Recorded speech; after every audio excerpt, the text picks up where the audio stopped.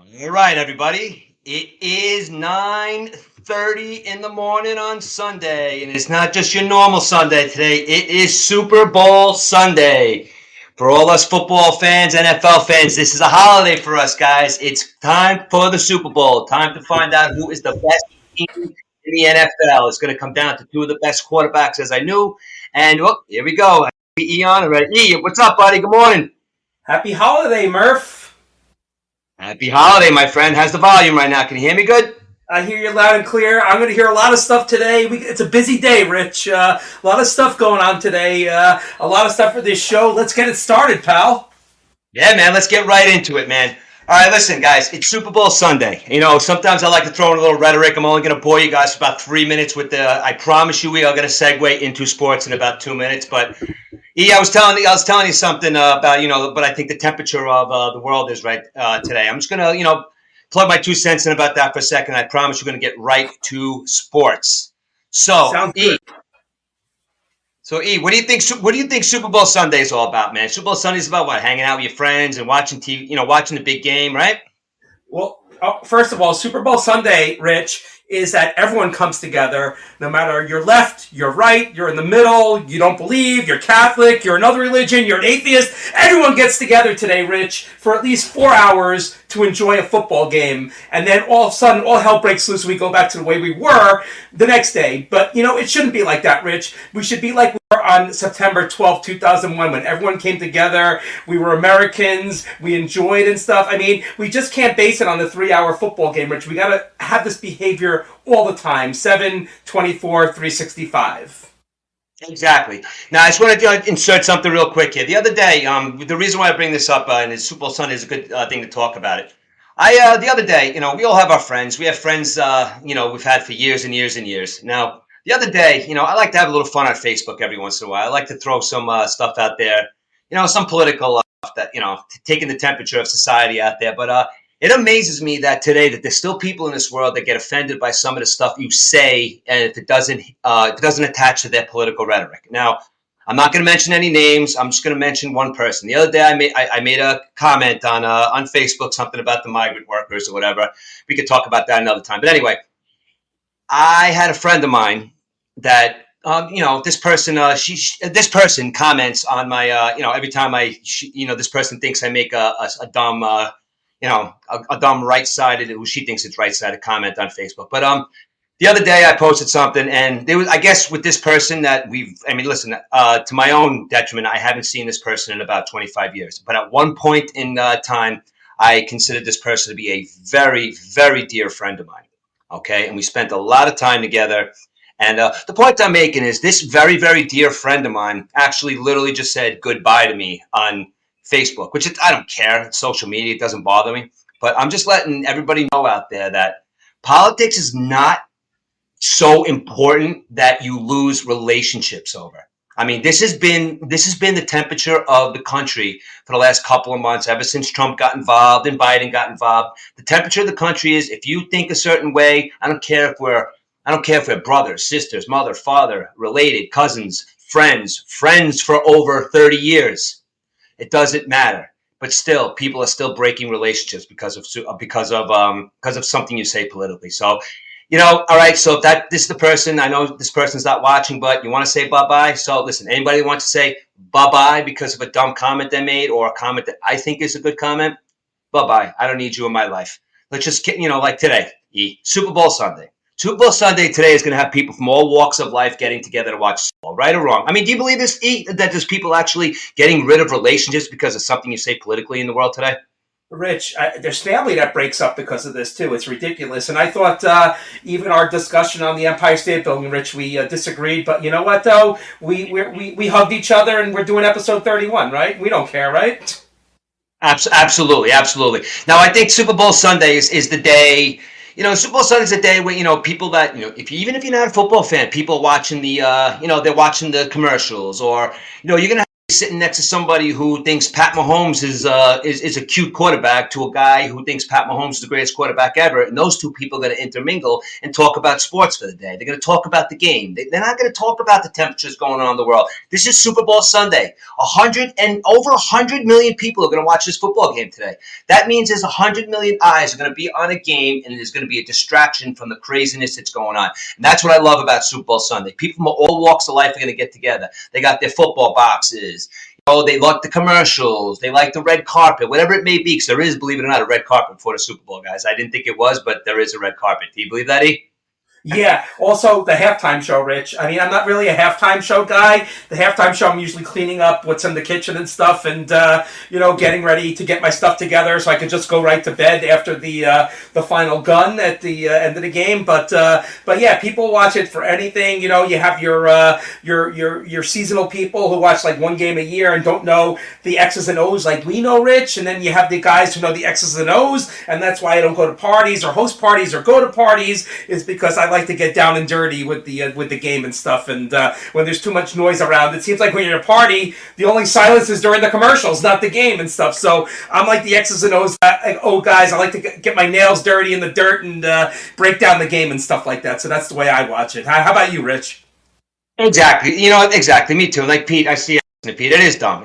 Pete, like I said, everybody just get together and just respect each other. Because, like I said, at the end of the day, it's just opinions, right, Pete? I see a comment there. It's like, let's just get together and it's like, we could all have a conversation and dialogue.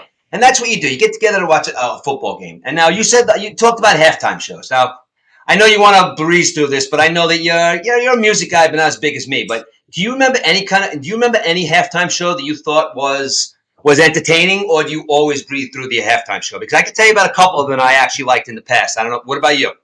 Well, I do like The Weeknd, so I kind of like biased to that because the Buccaneers did play in that Super Bowl and won that Super Bowl, so that was that was a great halftime show. The Lady Gaga halftime show was pretty good when she came in. I guess she came in from the roof inside. I remember that one, but like I said, not really a halftime show guy. National anthem wise, nobody did it better than Whitney Houston back in Super Bowl 25, I believe. But just give me the game, Rich. I mean, sometimes you can take a 3-hour game and play in 3 hours, so you don't need the 4.5 hours with the halftime shows, the extra commercials, and all that. But we all know, Rich, at the end of the day, it all comes down to the mighty dollar. Exactly. And there he is. Pete and I brought up U2, Prince, and Springsteen. Those are definitely fantastic ones. But I got to be honest with you. I know a lot of people, I guess these guys think these guys are old or whatever, but last year's halftime show was pretty cool, man. I think that Dr. Dre, when he came out with all his boys last year and he did the halftime show, listen, you're getting a halftime show. You know what I mean? You're getting something. So in other words, it's not like people are just going to say forget about the halftime show because football fans just want to see football. It's the Super Bowl. You're going to have to see a halftime show. Last year's halftime show with Dr. Dre was awesome. I like the Chili Peppers. Theirs was fantastic. Lady Gaga was really good. I even think Rihanna might do a good job today because if you think about it, think about a lot of these people that wouldn't even do the halftime show because of the Colin Kaepernick incident. Oh yeah, no doubt. And I remember. Go ahead. Yeah, I wonder if Jay-Z would be on the stage with Rihanna. Think he'll show up or something, or? I absolutely think so because I remember Jay-Z was actually one of these guys that said this in the past. I mean, it was a bunch of years ago with the Colin Kaepernick stuff, and I remember there's a rapper. And I don't know if you know who he is. His name is Meek Mill, but he's a rapper. He's from Philly. But when that whole thing was going on with Colin Kaepernick and all these rappers are like, oh, we're not going to do the Super Bowl. Like, we're taking a stance. But Meek Mill is like, I'm a football fan. Somebody asked me to do the Super Bowl halftime show. I'm doing the Super Bowl halftime show. I don't care about what's going on in the world. It's like, that's the Super Bowl. You know how many eyes are going to be watching me? So you got people that think like him and you got people that think the other way. But listen, just like everything else that comes up politically and everything else that comes up, it's forgotten about. Because you know why? Because Rihanna's going to be at the halftime show today. And I do think Jay-Z is probably going to be there. And when 50 Cent came out last year and Eminem and Dre and all those guys and Snoop, it was amazing.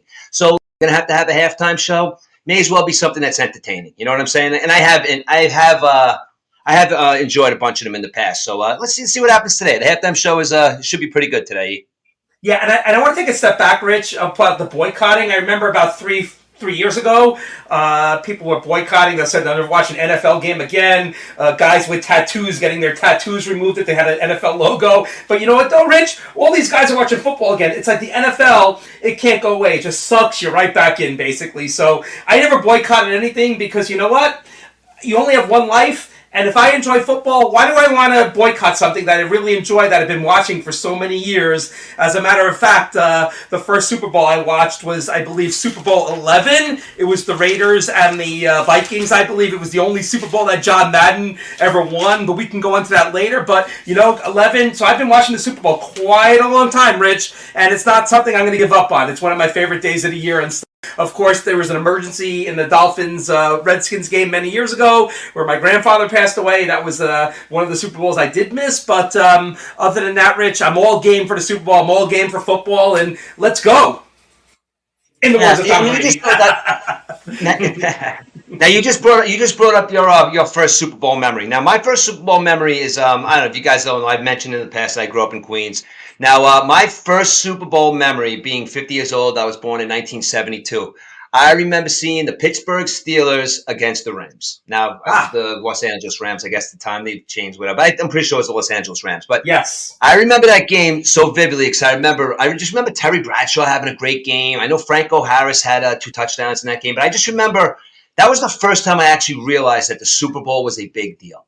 And at this point, it's 1980. I'm 8 years old, and it was amazing to me. I remember the Youngblood brothers, on the Rams, and like I said, Franco Harris had a good game. And I just remember watching the TV, and I remember thinking to myself that this is a really big deal because the commercials, and back then actually the commercials were really good too. But now they release them early, and I still like to see the commercials. We're watching football hardcore for the whole season. It's fun. It's good to bring a little fun into the Super Bowl. But that game I remember it was 31-19. I think the Steelers won, and yes, Lynn Swann had a touchdown as well. And I think that is, for me, when I realized that the Super Bowl was a big deal. I remember watching, I don't know if you had one of those things back in the day, it was like the TV that was like the piece of furniture.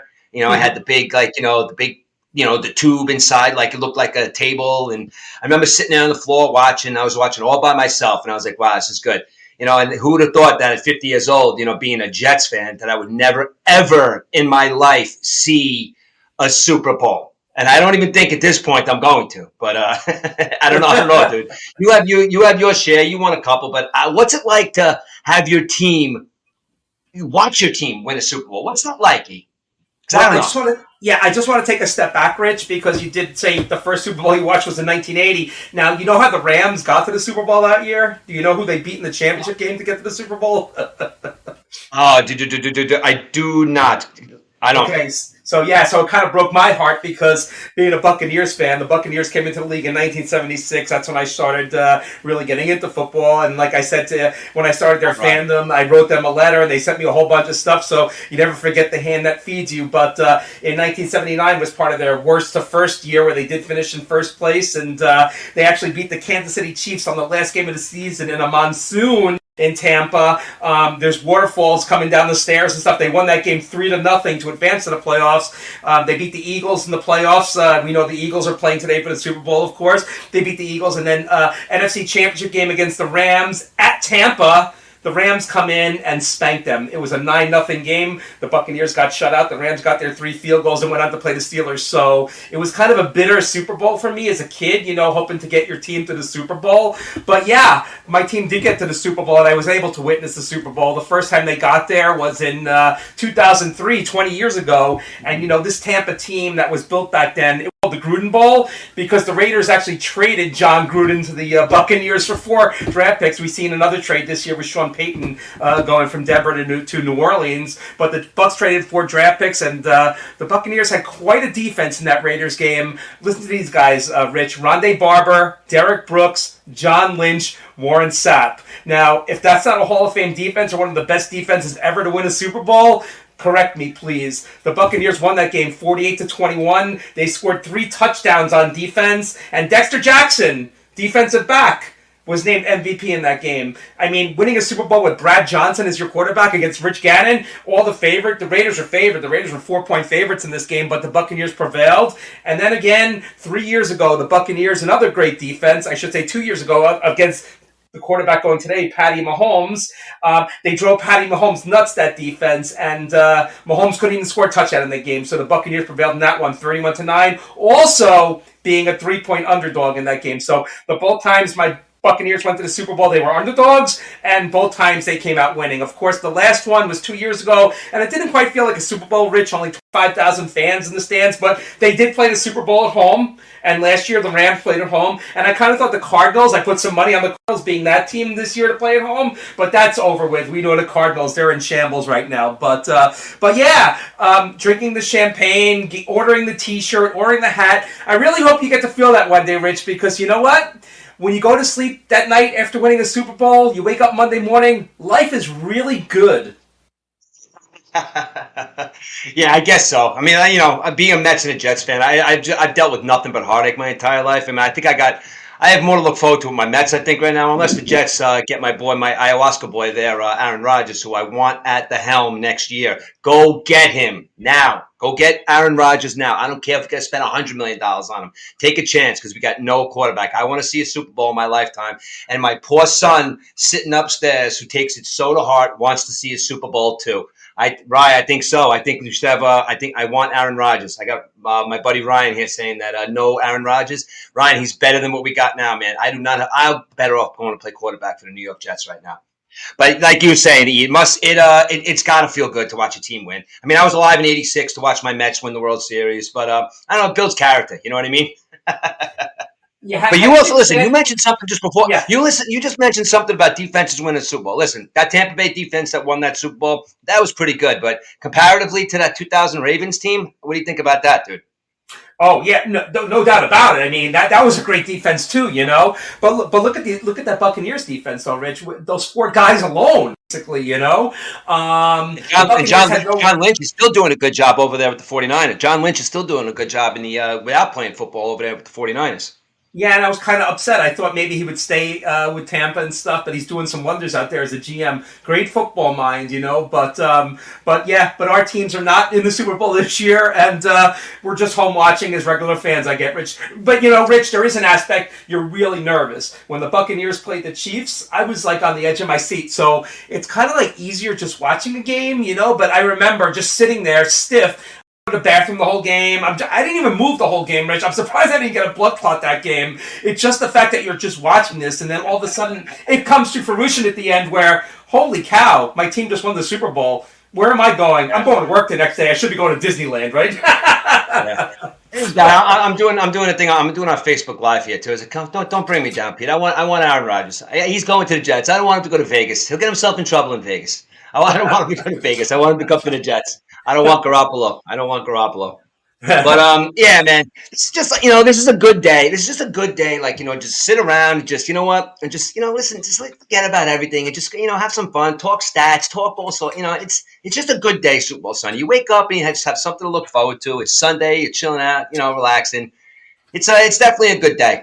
And listen, you know what? You were saying to me earlier, it's like, I don't know if I'm going to watch this, I do love Tom Brady, but you saw that 80 for Brady, that movie? Yeah, went with the wife last week. I figured it would be perfect, it's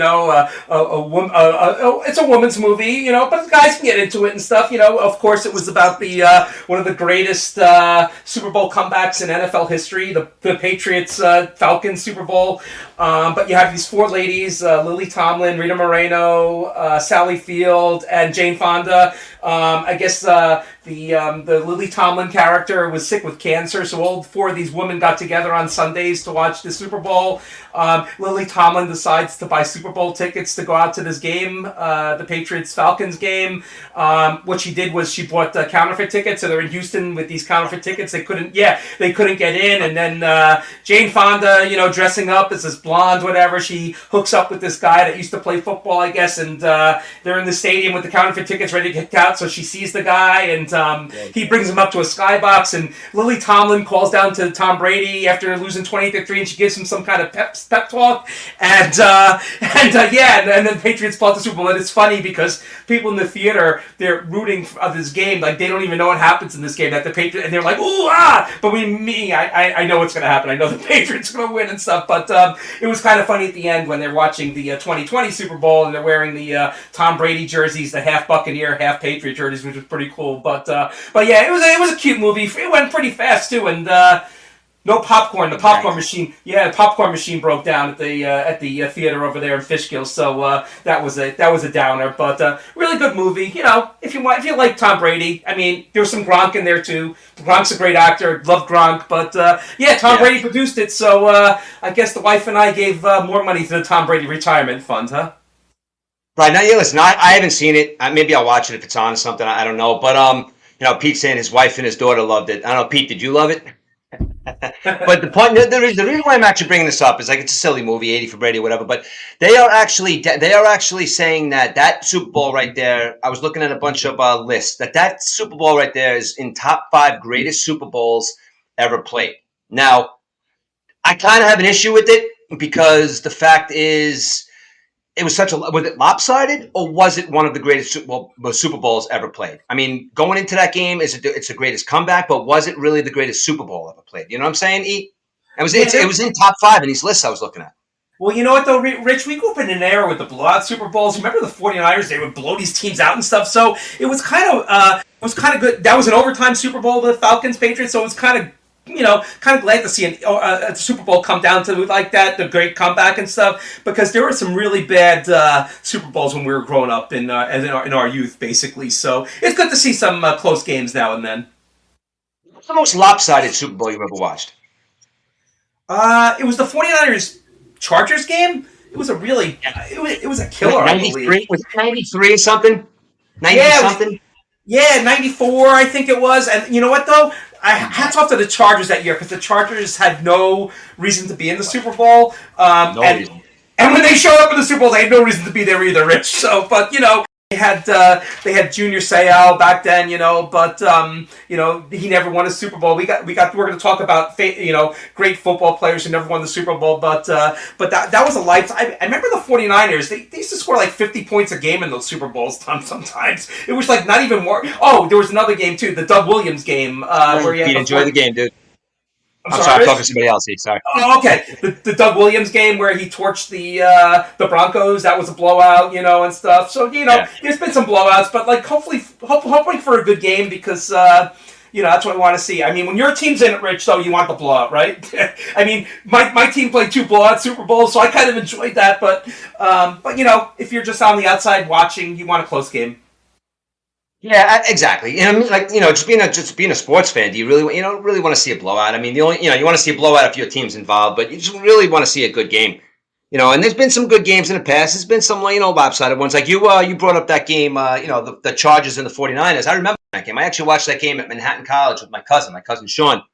He was at Manhattan College at the time, and we watched it then. And I just remember there's 2 players on that team that are on the list of greatest players that have never won a Super Bowl, and Tomlinson and Junior Seau. Yeah. Who do you think the number 1 guy, Rich, that never won a Super Bowl is? The number 1 guy that never won a Super Bowl is... Listen, there's going to be a little bit of... we're going to discuss this, but the greatest football player in my eyes that ever played football, is Barry Sanders. Now, Barry Sanders, to me, is the greatest football player that ever lived, next to Lawrence Taylor.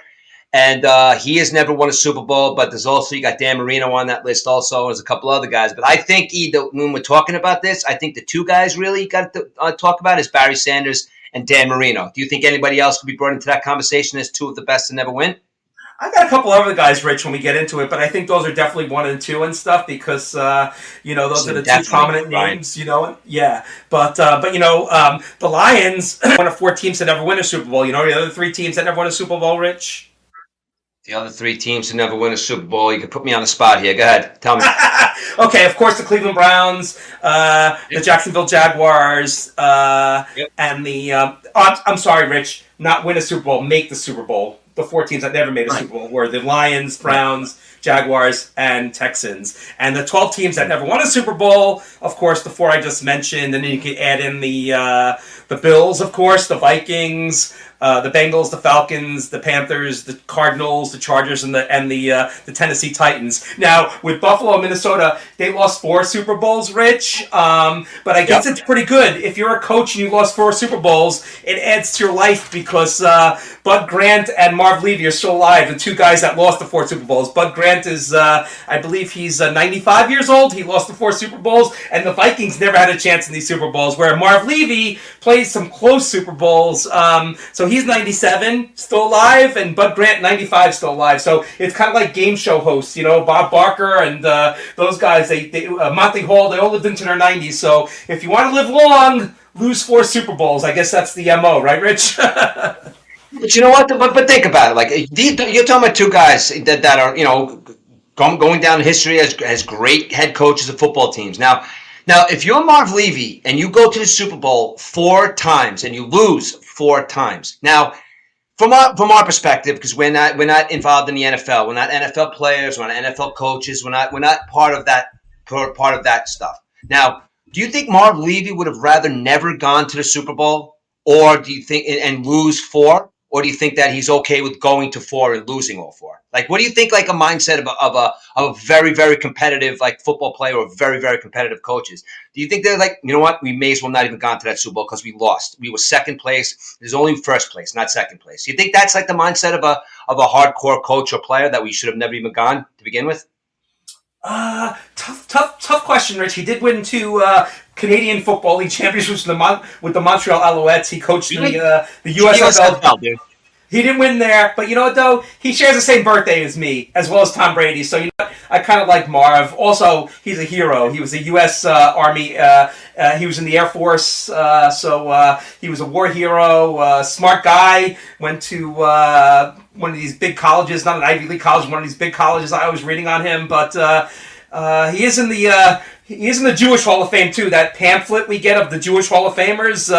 Marv Levy, one of our heroes, basically. So he was a great football mind. Bud Grant too. I think Bud Grant had it worse. Marv Levy might have it worse, Rich, because the Scott Norwood makes that field goal.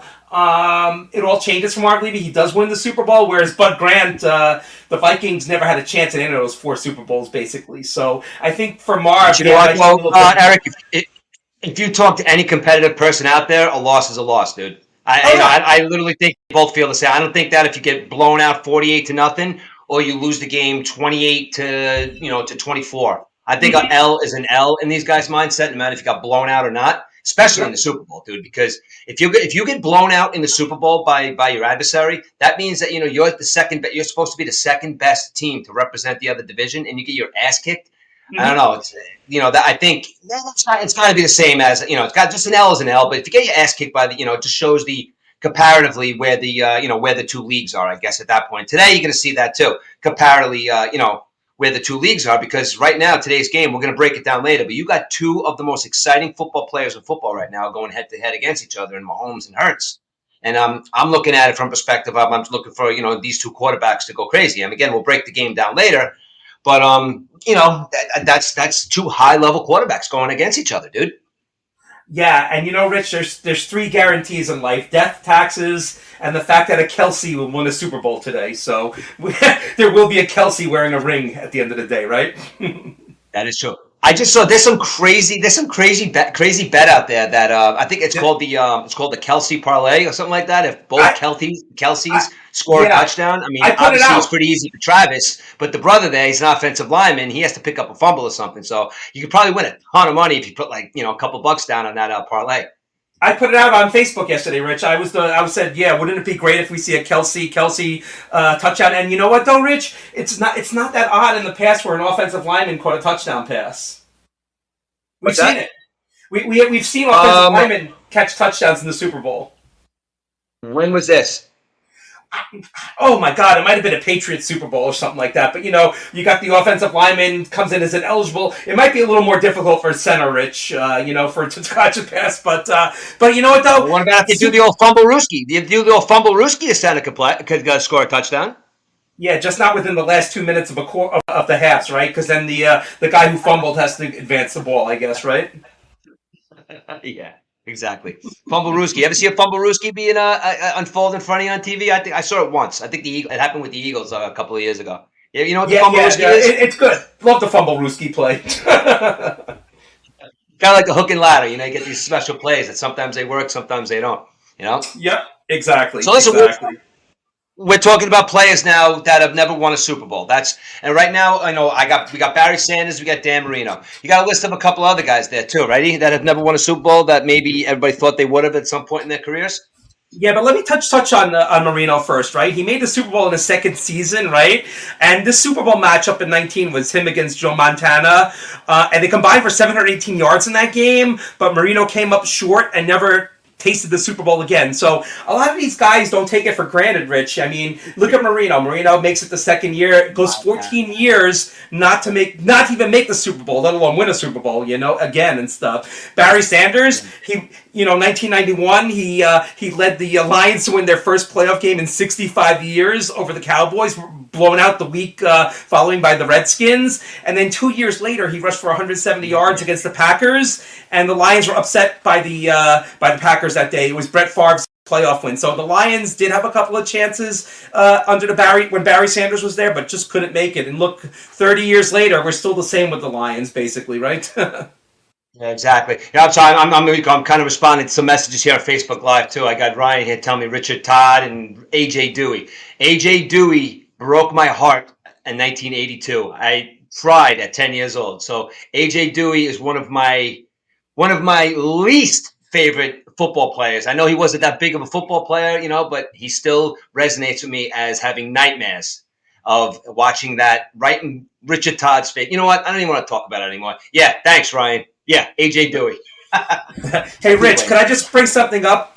My son, Ben, had a good point that one Kelsey will have 2 rings at the end of the day, and the other Kelsey will just have 1, basically, because the Kelseys each won a Super Bowl already. So that was a good fact by Ben. Thank you for digging that up, Ben, Yeah, absolutely. And again, back to Dan Marino for a second. Yeah. Dan Marino's going to go down. This is where comparatively that you look at players like if they're Hall of Famers or not, or when you just look at that, like what they're doing on the field. Like Dan Marino is, I don't know. Listen, I'm a Jet fan. I watch Dan Marino week in and week out. I mean, and not for nothing. I mean, Dan Marino being one of the greatest quarterbacks of all time. Those Jet Dolphin games back in the 80s were high scoring, high flying. You got Clayton and Duper on one side. You got Wesley Walker, and you got my all-time favorite Jet, Al Toon, Freeman McNeil. You got the Gastineau and Klecko, and you got Miami. You really had no running back at that point. But those were games that, man, I can remember watching that game. Was it 54 to like 51 or something? That's the game, the helicopter game where Al Toon went around and and scored the touchdown. Like those were games back in the day. Now Dan Marino, those are games like what is it, Richard Todd or even Ken O'Brien against Dan Marino. You watch some of those games and look at those stats. Those games are almost 1,000-yard games. You know what I mean? Between both quarterbacks, they were throwing like four, almost 500 yards each in those games. Because you know why? Because I mean, the Jets had a running game. They had Freeman McNeil, but I just remember the Dolphins. They never really had that running back. I mean, even up to most recently, as you got a guy like Bernie Parmalee, you had James Brooks. Yeah, you bring all these guys into that Miami Dolphins team to try and give Marino that extra something that he needed. The fake spike, thanks, Rick. And they never really gave him maybe that extra something. But also, you got to look at it on the opposite end of the spectrum. Is a guy like Dan Marino should have been able to pull it up. So I don't know. Dan Marino, one of the greatest quarterbacks ever to step on a football field. Didn't win a Super Bowl, but I don't think that takes away the fact that he is one of the greatest quarterbacks ever to play the game. Oh yeah, no doubt, Rich, no doubt. And there's some other guys who never won a Super Bowl either. How about Randy Moss? What do you think about him?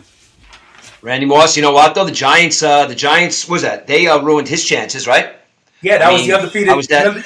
Yeah, the undefeated season. The game was also played where it's going to be played today in Arizona, but that was the David Tyree helmet catch. So Randy Moss joins the Patriots. They go 16-0, but when it was on the line, they couldn't get it done.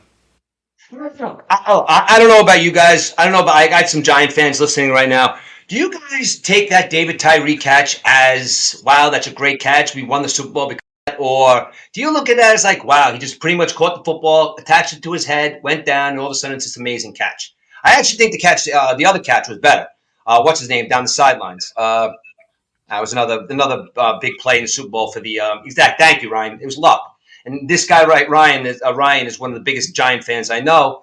But listen, they won the Super Bowl. End of the day, you for the Giants. You don't take nothing away from that organization. They got 4 Super Bowls. They had back in the '80s they had probably the most fearsome and I think the best football player ever to step on a football field in Lawrence Taylor in 1986. So I'm not taking anything away from the 4 Super Bowls that the Giants won. I just look at that catch in Manningham. I just look at that catch from Tyree, though, as kind of like, all right, great, but I don't know. But you never take anything away from these guys either because they are professional athletes. And just because you didn't win a Super Bowl, another guy that I'd like to bring up too is Dan Fouts never won a Super Bowl. And you remember Dan Fouts, right, E? Yeah, of course, Dan Fouts, definitely. Yeah, he was on my list too, Rich, as the honorable mention guys.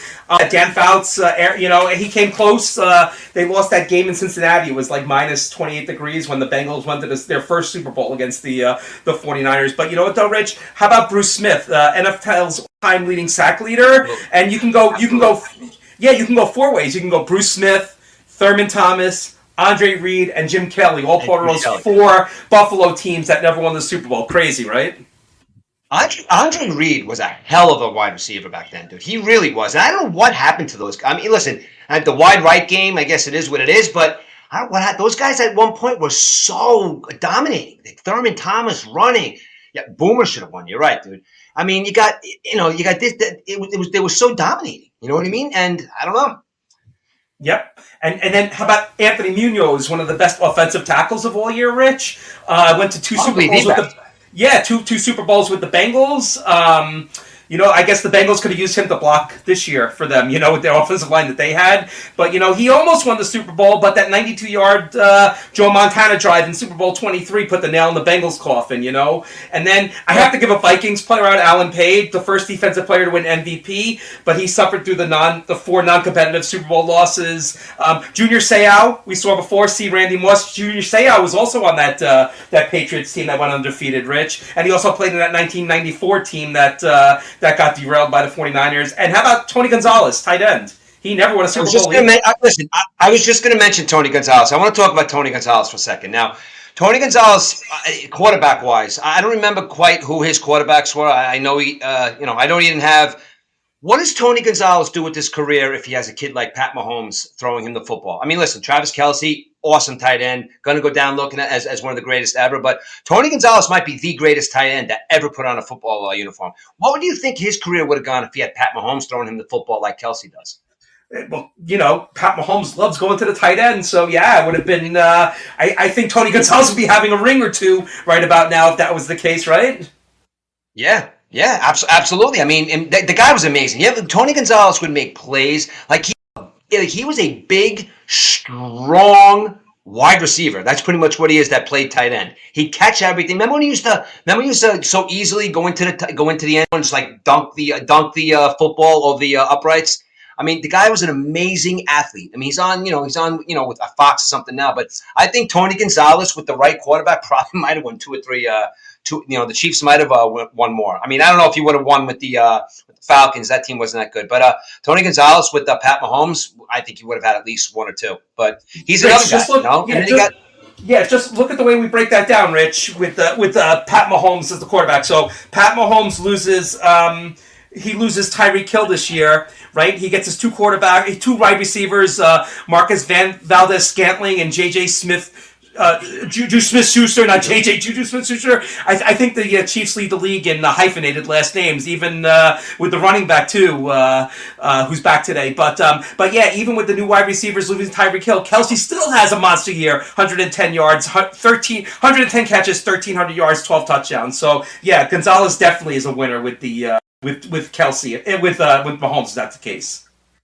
Exactly, and I just want to go back to somebody you just said before about Anthony Munoz. Now, Like you listen to Boomer. Now, Boomer never won a Super Bowl, and Boomer's in New York on the fan and everything, and maybe we don't really think of Boomer, but Boomer was a really good professional quarterback. But he just said something. He said something. He says it every year. I know he said it every year. He just said it the other day, and I know he says this every year. I know Anthony Munoz is like one of his best friends, but he always says that, look, I never won a Super Bowl. Boomer Esiason, it sucks. But the guy that I feel most bad for in my entire career is Anthony Munoz, because Anthony Munoz will probably go down in history, maybe if not him or Mike Webster, as two of the greatest offensive linemen ever. And there's been a lot. And I'm saying ever because Munoz was that guy. And Boomer says it every year. Boomer says, anybody in the history of football that I feel bad for, it's got to be Anthony Munoz. That man should have gotten a Super Bowl. And Boomer says he blames it on himself that he didn't get his buddy a Super Bowl. Anthony Munoz, top two greatest offensive linemen of all time, but never won a Super Bowl. And Boomer says, listen, I feel most bad for that guy. Not even himself. I feel most bad for my best friend and my offensive lineman that protected me, and Anthony Munoz. That sucks, man. Well, it doesn't suck, but just it's the competitive nature of the sport. So does Boomer make our list, Rich, of the best, one of the best, guys that never won a Super Bowl, or no? He's just a marginal guy. What do you think? Let's see. Boomer's a little bit. I think Boomer's a little better than marginal. I think he's a Hall of Famer.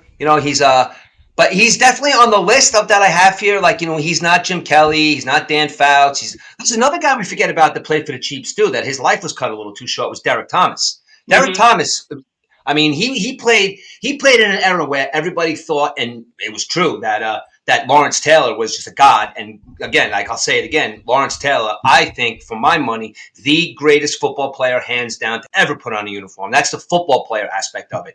Athlete. People change their defenses because of this guy. Literally in the middle of a game, to where Lawrence Taylor would be on the field, they'd be checking down. They'd be looking for him. They didn't care about anybody else. And that Giants defense had some really, really good players, Harry Carson and all those guys. But they literally would stop in the middle of the game and find out where Lawrence Taylor was playing, and they would change their offense mid-game just to go against him. And Derek Thomas was, I'm not going to say he used Lawrence Taylor, but Derek Thomas was very similar in the way he played football to Lawrence Taylor. He was all over the place, and unfortunately died in a car accident way too young, but I don't even know what that guy might have done. You got two players that played for this Chiefs organization, in Derek Thomas and Tony Gonzalez. Tony Gonzalez obviously got traded, but in Derek Thomas. These are two players that I do feel bad for that have never won, and obviously Derek Thomas' life was cut short, but Derek Thomas was amazing, dude. I used to love watching him play. Oh, yeah, great player, and he was a Yankee fan, too. Always wore a Yankee hat. But, the Chiefs had a lot of good players, but that was before the Andy Reid era and stuff. Andy Reid came to Kansas City and really turned that franchise around. I mean, they did win in Super Bowl IV. They beat the Vikings with Len Dawson. But, it took him a while to get back to the Super Bowl. And, Patrick Mahomes is writing a legacy for himself. But if he loses today, Rich, what do you think? He'll have a couple of Super Bowl losses in the tank. What do you think? Yeah, but you know what, though? It doesn't matter. I don't think it matters personally, because he could still become the next Brady. You know why? Because Brady lost. How many did Brady lose? Brady lost 4, right? Yeah, but he did win 7, right? No, I understand. No. That's the point I'm making, though. I think Patrick Mahomes is so young right now that if he does lose like maybe 1 or 2, he can pick it up and go down in history as he's the next guy in line, dude. He's the next guy that's going to take that torch. You know what I mean? And if he loses this year, it's fine. But you know what, though? It's not going to make him any less of one of the greatest quarterbacks of all time, because the fact of the matter is he has so many years to go to do this, and he has players to do this. You know what I'm saying? So I think if he loses today, which I don't think he is, I think it's going to be a matter of he's just going to keep going. He's going to be there for many years to come. And I know they said this about Dan Marino and others, but with him and and Andy Reid, whoever they bring into that organization to help out Pat Mahomes is just on a different level than everybody else. He's the most athletic player on the field. I mean, guy was gimping last week, and he was still throwing the ball all over the place. The guy does so many different things that other people don't do, and he has instincts, I think, that other people don't have.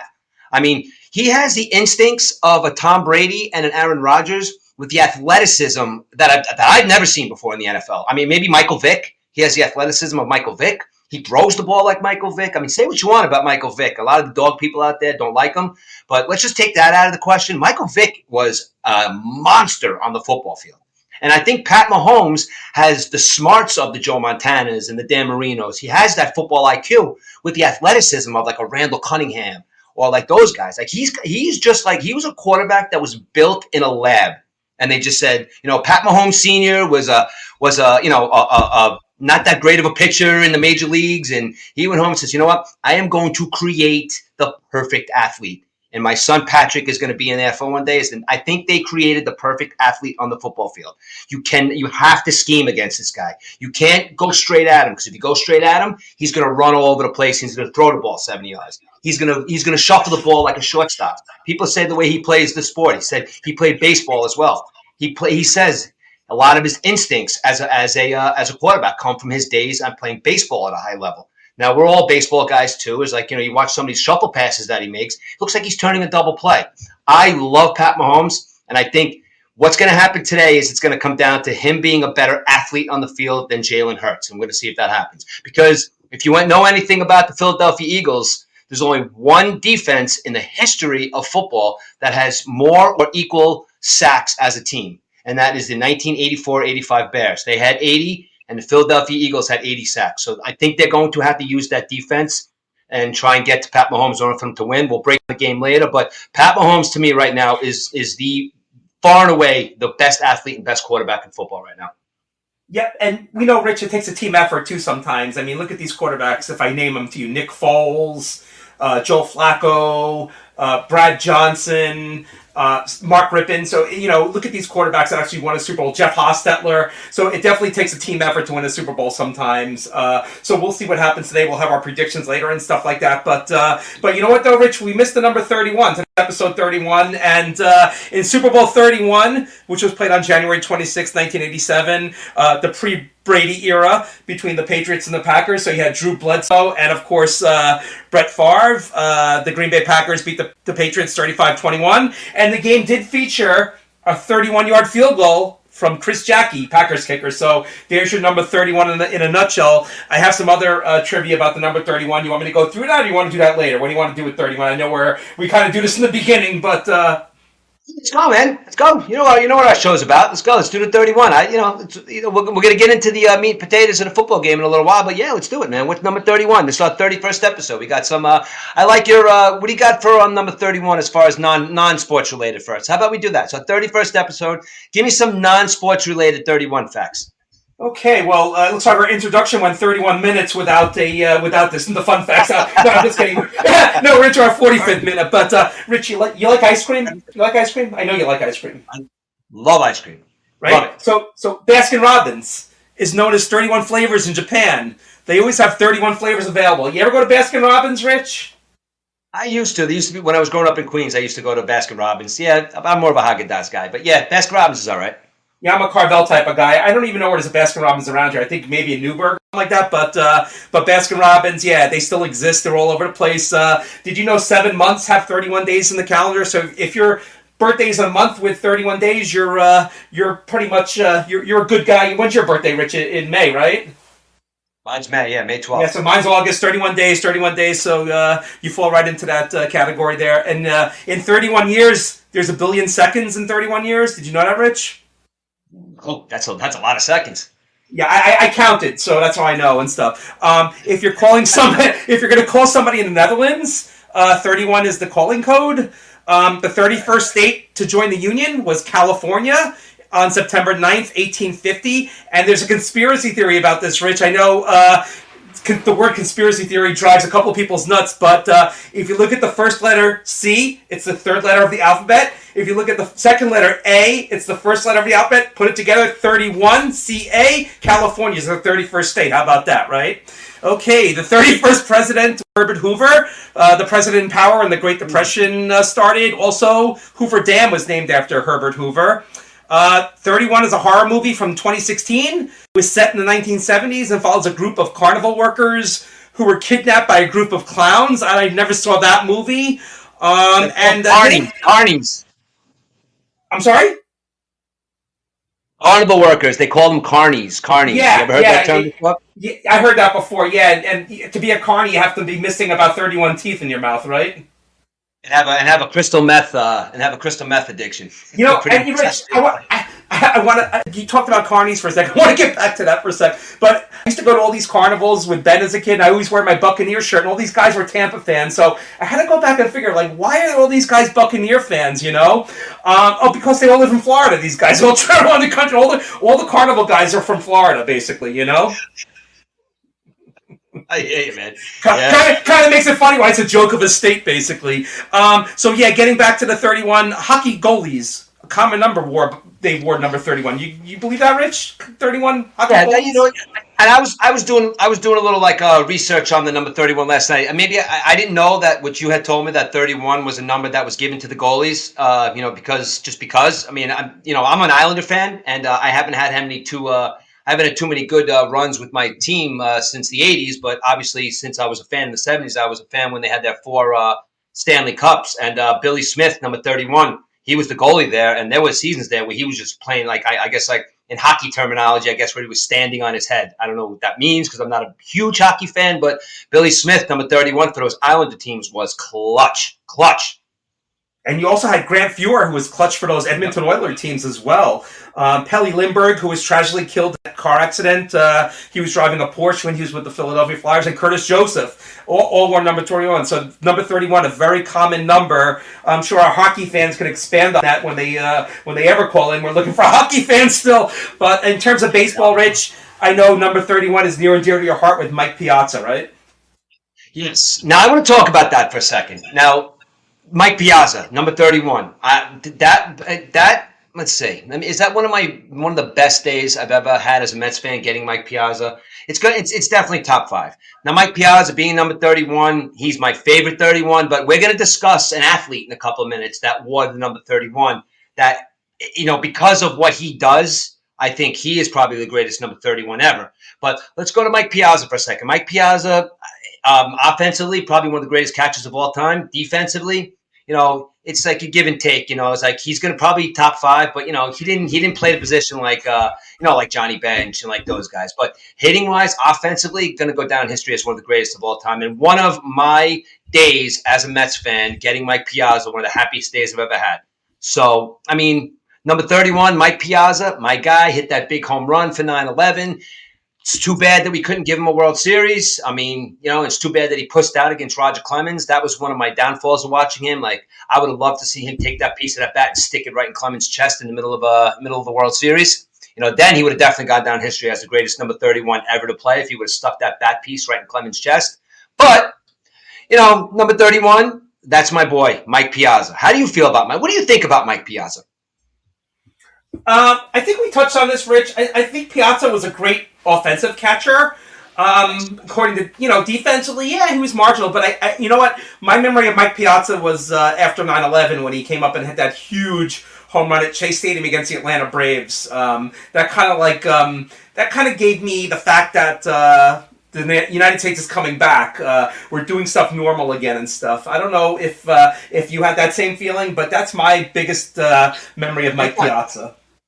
Absolutely, at 100%. That definitely, like, you know, that was like, wow, we're here. Boom, big home run, we're here. All right. And now, Rich, I'm going to mention one more thing. The thing with Mike Piazza I didn't like was the Roger Clemens thing. I was like, what the hell's going on there? The roid rage and stuff with that. So you had the apex and they had the low point. But I just want to give you my best number 31 was Dave Winfield. Just going to say that, dude. Just going to say that.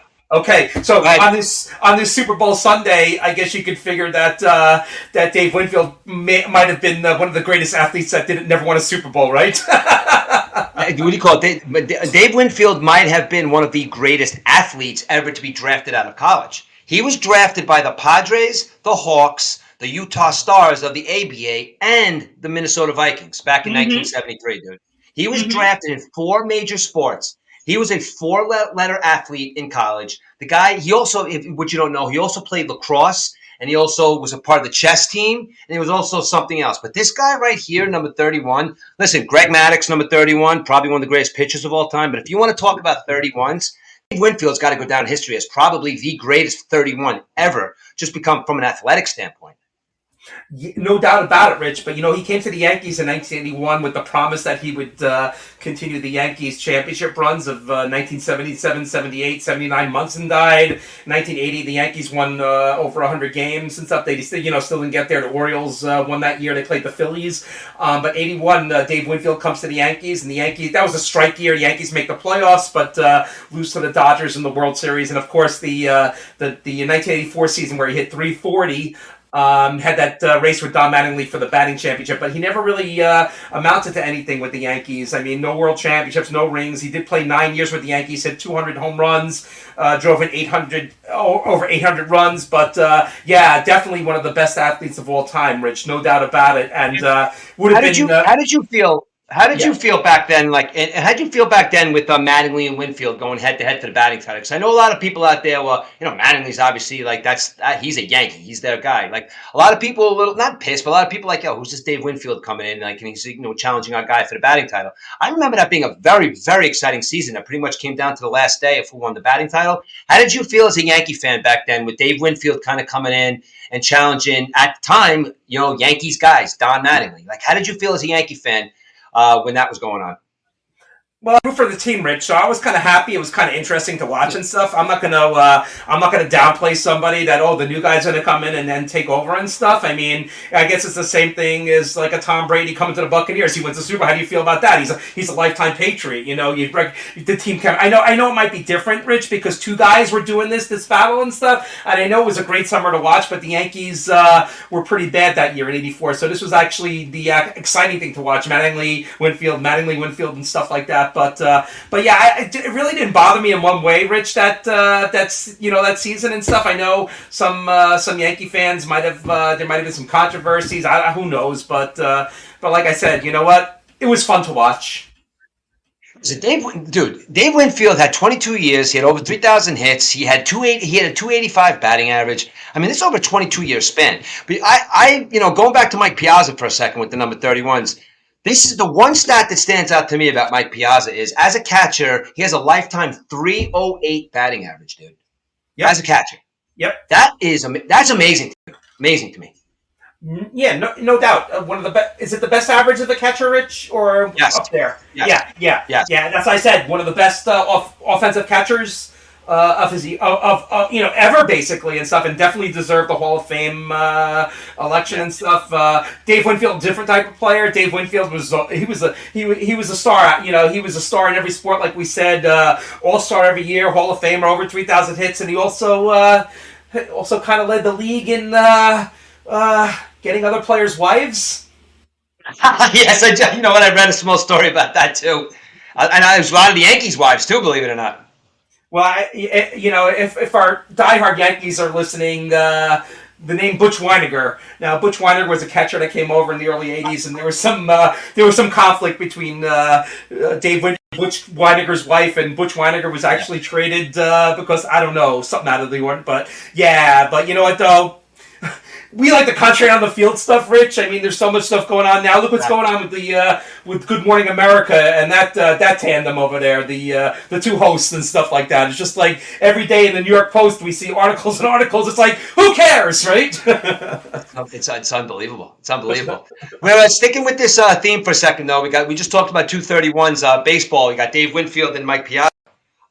There's another 31 in baseball how do you think that they would have fared? These two monster hitters would have fared against number 31. Oh, Greg Maddux. Yeah. Right? That's who you're going, Rich? Greg Maddux?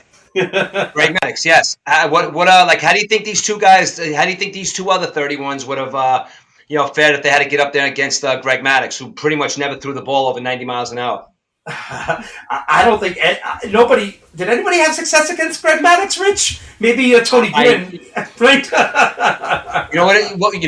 We should. This is like after the Super Bowl today, we're going to go into a little bit of a doldrum of stuff to talk about. But I really think that's a good idea. Like, we should really dive into Greg Maddux and how these big time hitters of his generation. And you can realize too, Greg Maddux was a pitcher when the steroids were popping. And again, it is what it is. We just know it's like who did it, who didn't do it. Doesn't matter. These guys were pitchers, and these pitchers don't get enough credit back then, I don't think, because you know me, Barry Bonds, greatest baseball player ever. I don't care about the steroids. I don't care about baseball, okay? you can talk about these pitchers too, man, who had to pitch against these guys like Barry Bonds and Mark McGwire and Sammy Sosa and Palmeiro, and you name your big guy who's supposed to be on steroids. I don't think these pitchers get enough credit to as well to be pitching against these guys back in those days, like Greg Maddux. Maddux was amazing. Yeah, Rich, I just want to bring up 1996, Game 2 of the World Series. It was supposed to be played on a Sunday. It got rained out. I had a ticket, and then Monday I went to work, and the CFO at my job says, hey, let's go to the Yankee game tonight. So I already had a ticket, so he takes me to the Yankee game. I go with him, and actually we're sitting kind of right behind home plate, right by the net and stuff, and it's Greg Maddux against Jimmy Key. Now, Jimmy Key was almost Greg Maddux version 2.0, miles behind Greg Maddux, but Jimmy Key, control guy too. I mean, listen to this, Rich. This game only lasted 2.5 hours. Maddux dominated. I mean, it was a shutout. He only gave up 7 hits. He struck out 2 guys. I think he only pitched through 70 pitches or something. I don't know what it was, but just watching these 2 guys pitch and Maddux being so close to it. I mean, these batters were, they were. I don't even know. Maddux hit Derek Jeter. I never knew Maddux could hit a guy with his control and stuff. But just being able to watch the art of the game with Greg Maddux pitching and going home that night knowing the Yankees were down 0-2, and they actually came back and won the next 4. But just watching Greg Maddux pitch that World Series game and being in the Yankee Stadium with 56,000 others and how he quieted the stands on that Monday night, it was just amazing. Oh, and you just listen. You just said something that Greg Maddux plunked Derek Jeter. He wanted to plunk Derek Jeter. I'm not. He made out of mistake. I wouldn't call Derek Jeter charging the mound. He wasn't. It probably He never missed a spot, dude. Never missed a spot, Greg Maddux. So I think just like Pedro never rarely missed a spot. He admitted it. I threw at Derek Jeter's head. So listen, Greg Maddux, I know you're a nice guy. Chicks dig the long ball, that commercial and everything. But you know what, though? Greg Maddux, you're a nice guy, but you have way too much control to admit to the fact that you hit Derek Jeter on purpose. I think it's funny, but you hit Derek Jeter on purpose because you never missed a spot, dude. and Rich, number 31 in the NBA, I'm going to put a name out there. Wait, just 1 second. Before I'll let you say the name, but I was going to bring this. This is why I wanted to save this for last, and you brought up the guy that I want to talk about for a second. Go ahead. Tell me who the number 31 is you're going to bring up. Well, a Knicks fan will hate this guy if I bring his name up, and I'm sure you're going to say that. Yes, Mr. Reggie Miller. Now, Reggie Miller, we're basketball fans. I'm a Celtics fan. You're a Nets fan. But if my Knicks fan buddies out there, is there anybody else in the entire history of the NBA that is a bigger villain to the Knicks? I mean, look, there's been fights, Alonzo Mourning, beating him up, but villain-wise, if you score 9 points in how many seconds that you are just, he's got to be the biggest villain ever for the for the Knicks. Reggie Miller, playoffs-wise, was amazing. The guy never missed in the playoffs. He was a much, much, much better than average NBA player during the season. But when that playoff flight went on, and also you got to forget too, he played 18 seasons with the Indiana Pacers. And that's something in my eyes that goes a long way with these guys. He played on such a high level that when playoffs came around, what's his name? Spike Lee would try to get in his head. People would try to get in his head. And all he would do was take that shot and kind of just look and be like, guys, I'm not missing. I don't care what you do, I'm not missing, especially if it's against the Knicks. Yeah, unfortunately, though, never won a championship, Rich. Another guy that never won a championship, right? Nope, it sucks, man. Because I watched the Knicks back then a little bit. Being a Celtics fan, I always watched the Knicks. But those games with the Knicks and the Pacers back then, that was just like an all-out brawl. Stop mentioning. I see Kevin Aubrey put LeBron there. LeBron, forget. We'll talk about. We're gonna do a whole show on LeBron. That's in our off season. I got a lot of stuff to say about that big jerk, but we won't talk about him today. Yeah, I'm still digging intelligence on LeBron, and I've gone far with the LeBron Michael Jordan comparison now. So yeah, I think we could talk a whole month on LeBron, Rich. It's like crazy. Eric, I listen. I'm going to talk to you later because I put a couple of different show types down. We have the doldrums of March, but LeBron is definitely a 2-hour topic. On a Sunday afternoon when nothing's really going on in the middle of March. Right before March Madness, we could destroy LeBron for about 2 hours, and I am definitely going to do that. But And I'll have my LeBron, my LeBron sympathizers and my LeBron haters. But you know what, though? Let's discuss this in about 2 weeks, dude. Yeah, we got the doldrums coming, but you know what though? The World Baseball Classic is coming in March, so there will be some good baseball in March to watch rather than spring training games and stuff. But Rich, you know what? Can I just talk about the dismantling of the Brooklyn Nets for a couple of minutes before we touch on the big game today? Yeah, of course. I love this topic. Yes, and then we'll run out the show with breaking down the game. But yes, we have to talk about what the Nets did the other day. Okay, episode 30, I explained that that Kyrie Irving demanded a trade, and then the next game Saturday, we did the show Friday. Saturday, he had some kind of knee injury, so he didn't even show up at the arena that day. And then within 24 hours, he's gone to Dallas. So 72 hours later, the Nets go and they trade Kevin Durant to Phoenix. So you know what, Rich? This was a total failure. If you're a Knicks fan, I don't want to hear about you guys because you know what? Being a Nets fan that I am, at least the Nets took a gamble on this with this. The Knicks haven't done shit over the years forming any of these big threes. I mean, I know they only played. How many games did Harden, Kyrie, and Durant play together? What, maybe 20, if that, Kyrie and Durant, 74 games in, 3 years? They only had one playoff series win where they beat your Celtics, basically. They got coaches fired. They requested trades all the time, off-the-court drama. Rich, I am so happy this is over, being a Nets fan. I mean, this doesn't work any day with these divas, Do you want divas on your team anymore? It's just ridiculous how these guys control the team, and they got coaches fired, general manager with their "I don't want to play," blah blah blah and stuff. Kyrie, how many leave of absences did Kyrie Irving take? Exactly. It's absurd. If I go to work and I take leave, I'm going to get fired after. Why are you taking all these? The guy was making how much money, and he says he was disrespected, and then he takes his anti-Semitic post off of Instagram that he was the apology, and he goes to play in Dallas with a Jewish owner. It doesn't make sense, Rich. And I really thought the Mavericks were going to flip Kyrie to the Lakers because LeBron. Kyrie and stuff, but I am just so shocked that he went to Dallas, and I don't know, can Luka Doncic and Kyrie Irving survive on the same team? They're two guys that love the ball, right? I mean, Doncic was doing just fine. I don't know how that's going to work out in Dallas. All right, you know what? Let me you being a Nets fan, like that's your team, but just from an outside perspective, from a basketball fan perspective, I think what the Nets did the other night was amazing. But a simple fact is, they got rid of. Listen, say what you want about Kevin Durant. I mean, he's a little bit of a headache too, dude. You know what I mean? It's like he would. I'm not saying that he would compromise his play on the court, but he was a little bit of a troublemaker too. He would say he was the one that said the Nets organization didn't treat them correctly or whatever it may be. But you know what? The bottom line is when you're making all that money, and again, the money is not the problem. The money has to do with a little bit of pride. I mean, you're making all that money to come to a city to play basketball, or play football, or play baseball. Now, I want to tell you something about Kyrie Irving that I noticed the other night. Now, you know me, I talk about a couple of players like James Harden, LeBron James, and Kyrie Irving. These are three players I think are horrible for the game of basketball. I don't like all three of them. I don't like the way they play, and I just don't like them as human beings. I'm not saying that they're bad basketball players, but I realized the other night why I dislike Kyrie Irving so much.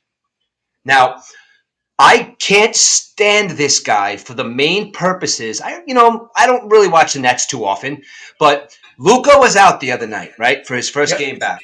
Yep. Kyrie Irving could quite possibly be one of the most talented basketball players all around basketball. Passing, shooting, defense, that I've ever watched. Now, the reason I don't like him is, why can't he play like that on a daily basis? When he gets an attitude, why are you going to kick back? You are one of the most talented players I've ever seen on a basketball court. The other night, he just took over Dallas the other night. I don't know what the ending score was. That's irrelevant because I really wasn't watching for the score. I was just watching to watch Irving play. He was spot on. 3-pointers, bang, bang, bang, 3 in a row. Playing defense, passing the ball, jumping. The guy looked like a phenomenal athlete, and that is the reason why I can't stand guys like him, because he's so good. Play. It doesn't matter where you go. Because I'm telling you right now, him and Luka are not going to get along, dude. It's going to be maybe a week or two. Kyrie's going to say the earth is flat or something, and Luka's going to be like, what are you still, I just don't think that's going to happen because in my eyes, Luka Doncic is the best player in basketball. When he comes back, excuse me, and he's 100% healthy, I'm very, very curious to see how those two are going to work out. Because if Kyrie Irving is smart, he would have left that attitude in Brooklyn and came to Dallas because it's welcoming that a guy that's been bouncing around from team to team has been a headache for coaches, been a headache for other players, lands in a place like Dallas with Mark Cuban.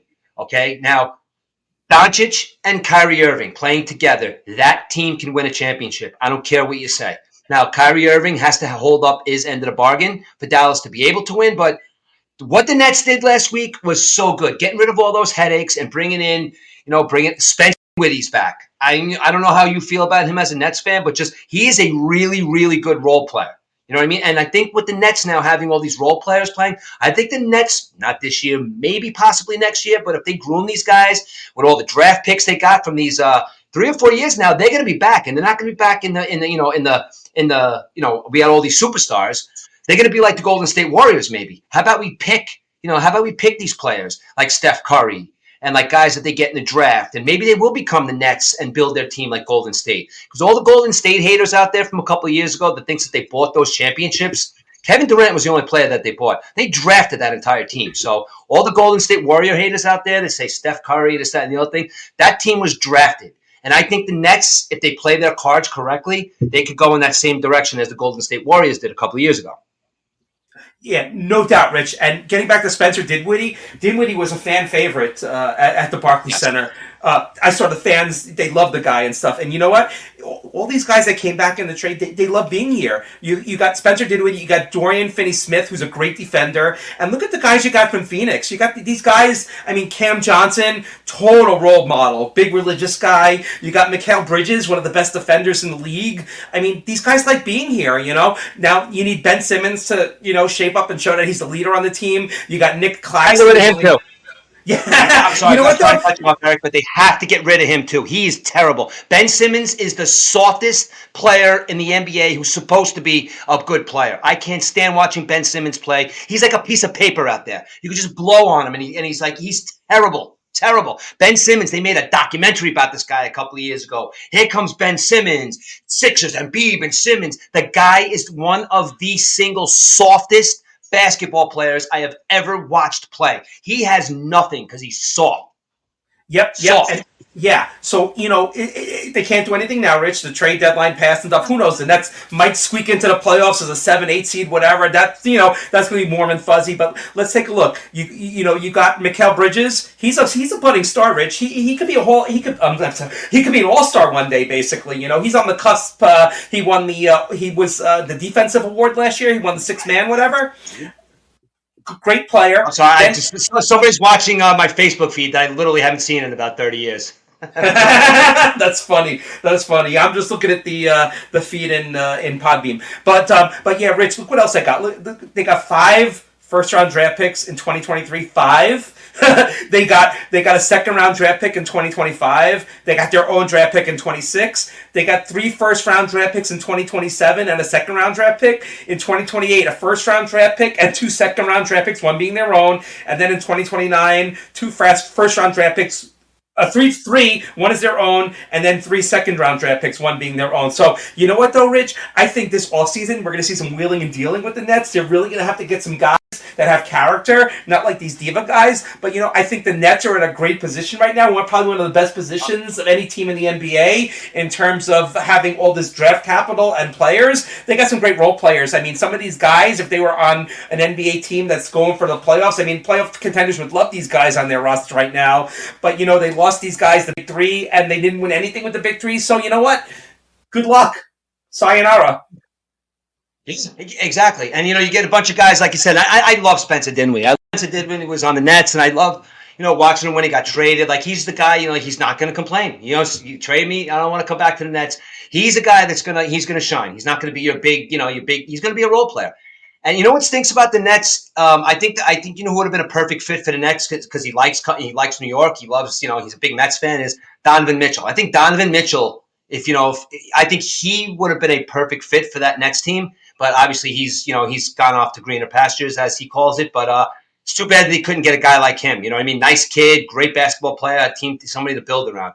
I mean, but they're gonna have to go. They're not gonna have to build around anybody. They're gonna build around a 5 starters, a 6th man, and a bench. And I think maybe that's a direction that maybe some of these teams are going to start going with the LeBron and the Super 3 and the Big 3. Like my Celtics right now, you got Jason Tatum. Jason Tatum's one of the best players in the NBA right now, and he's doing it with a bunch of guys too. I mean, I know he's got, I know they got 2, maybe 3 superstars on that team, but you also got a lot of role players on that team, dude. I mean, Marcus Smart, the guy is an unbelievable defensive player. I'm really like, if my Celtics don't win this year, I'm going to be a little upset because this is the team. I'm a Mets fan and I'm a Jets fan. I get nothing but heartache when it comes to both of those sports. But my Celtics, on the other hand, they lost last year to the Warriors. But this year, if the Celtics don't win the championship this year, I'm going to be a little upset because this is the team that's going to do it. I mean, my boy Tatum is averaging over 30 points, dude. I mean, defensively, they're playing out of their minds. They're hitting threes left and right. I mean, it's just they're playing. They got that coach out of there, but they're playing basketball, and they're playing kind of like a role-playing team. I mean, look, they do look to Tatum, to make those big shots, when they have to be. But you know what, though? As a team, listen, if they don't win this year, I'm going to be upset. Yeah, I'll be rooting for them, Rich, especially if they play Dallas or Phoenix, that's for sure. But one sidebar on Donovan Mitchell, it would have been great to come to New York. His dad works for the New York Mets. I don't know if you knew that or not. Him and Francisco Lindor are best friends, dude. Yeah, he spent a lot of time in the Mets clubhouse and stuff, with his dad there and stuff. So yeah, definitely. Listen, I watch this guy, I watch him on like Instagram and stuff like that. The only gear that he wears, hat wise or shirt wise, that that's not his own team wherever he's playing, he always wears a Mets hat and he's always got a Lindor jersey on, dude. It's insane. He loves he's not one of those guys that says like, oh, I'm a Mets fan and I like my buddy Lindor. No, the guy's a die-hard Mets fan, dude, and it's really, really refreshing to watch a basketball player, be so into baseball like he is. He would have been a good fit for the Nets. Yeah, and speaking about your New York Mets, Rich, I see Uncle Stevie has purchased a advertisement to run during the Super Bowl pregame show today. Pretty interesting, right? That's a good segue into we got about 45 minutes left here. We got to start talking about the Super Bowl today. But you know what though? I absolutely love that commercial. I love it. It's basically Steve Cohen, like you said a couple of weeks ago, saying to everybody else, don't worry about how much money I'm spending, guys. Maybe all you guys should do your part, your $35 million payrolls, your $40 million a year payrolls.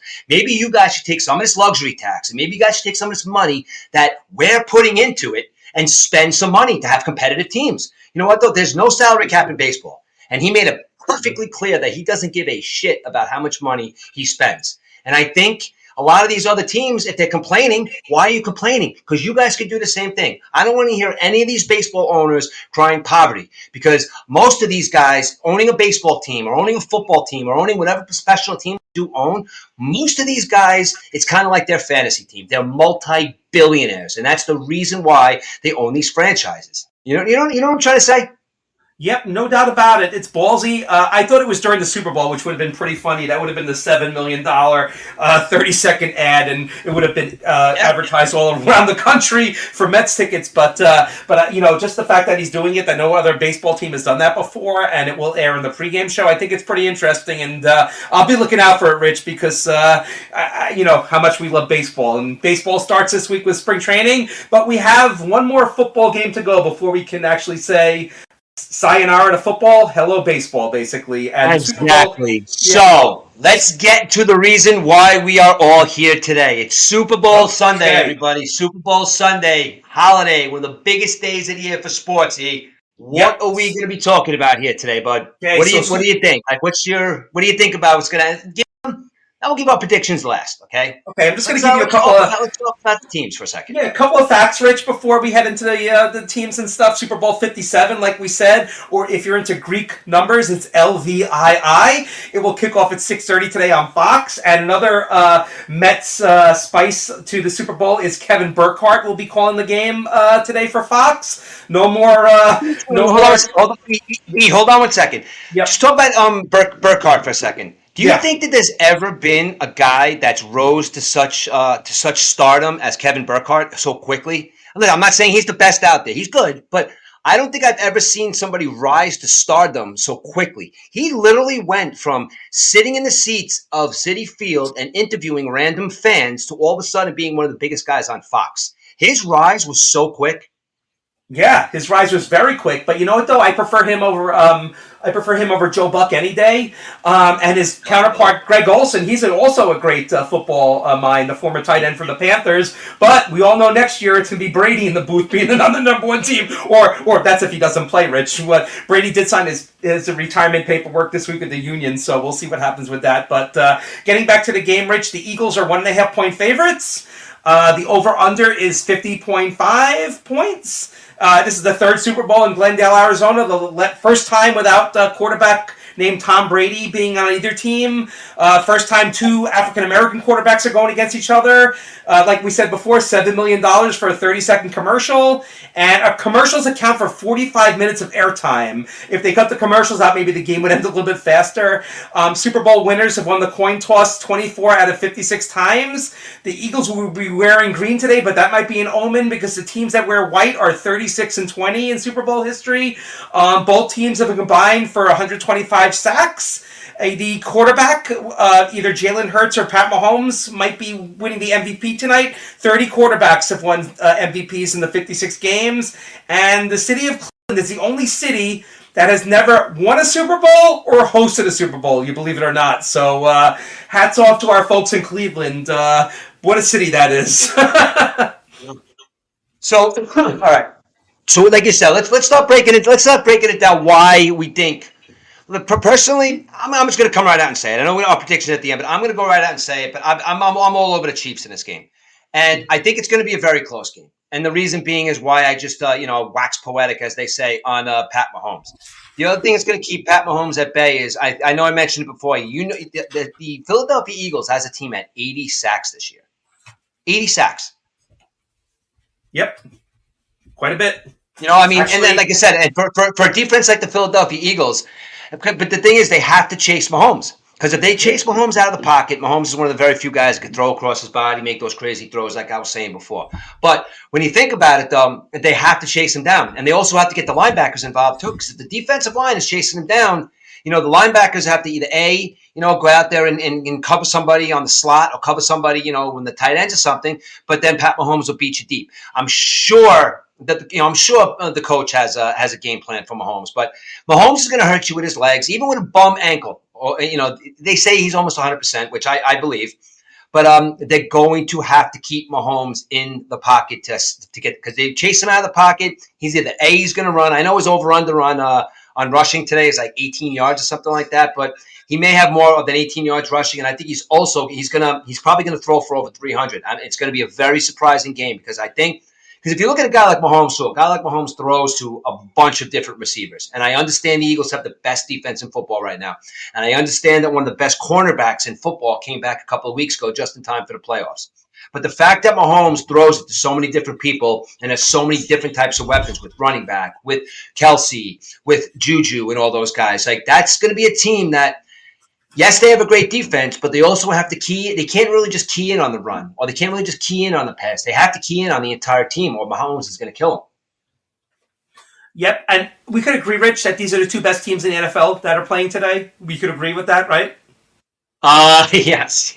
My wife is distracting me right now, so if I push the button and turn it around, my wife is distracting me right now.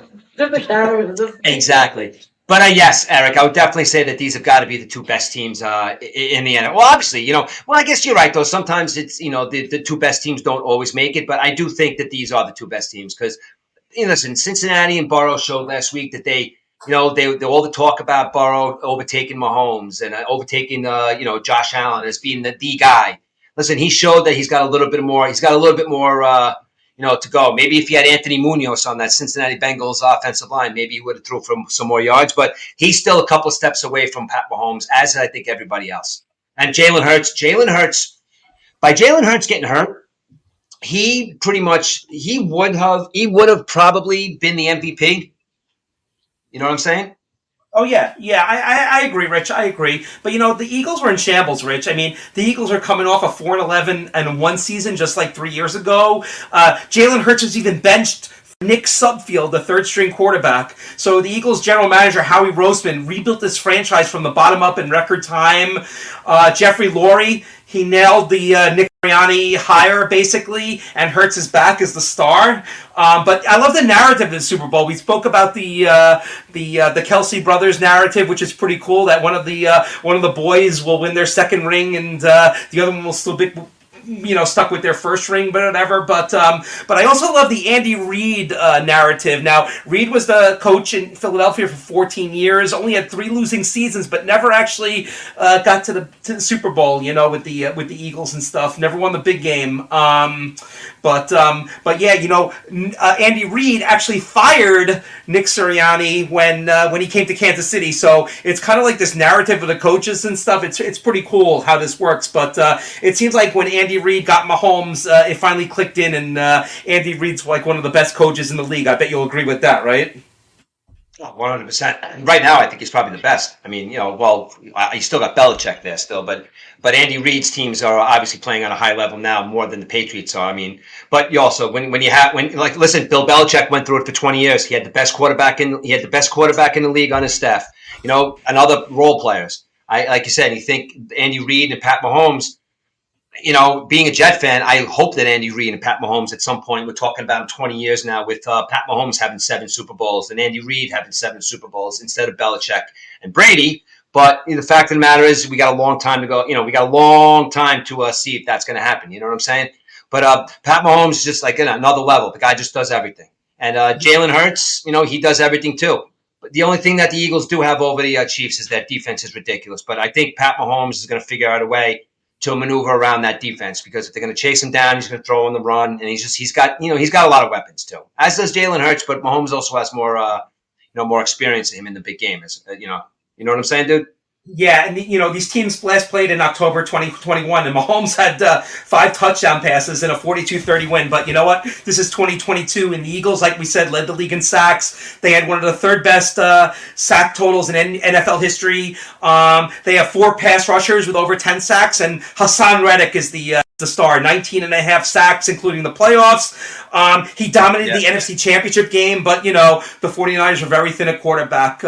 Mahomes was running for his life 2 years ago, Rich. He had that toe. He was injured 2 years ago. He was basically running for his life against the Tampa Bay Buccaneers defense, which is similar to the Philadelphia Eagles defense. Of course, the Chiefs have a few all-pro offensive linemen when they retooled their offensive line.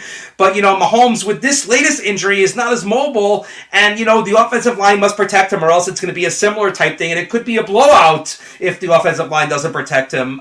We know the Chiefs have the number 1 offense in the league, even with losing Tyreek Hill. They added did I say JJ? Juju Smith-Schuster and Marcus Valdez-Scantling, the hyphenated guys, again, like I said before. And like I said, Travis Kelce had that monster year, 110 catches, 1,300 yards.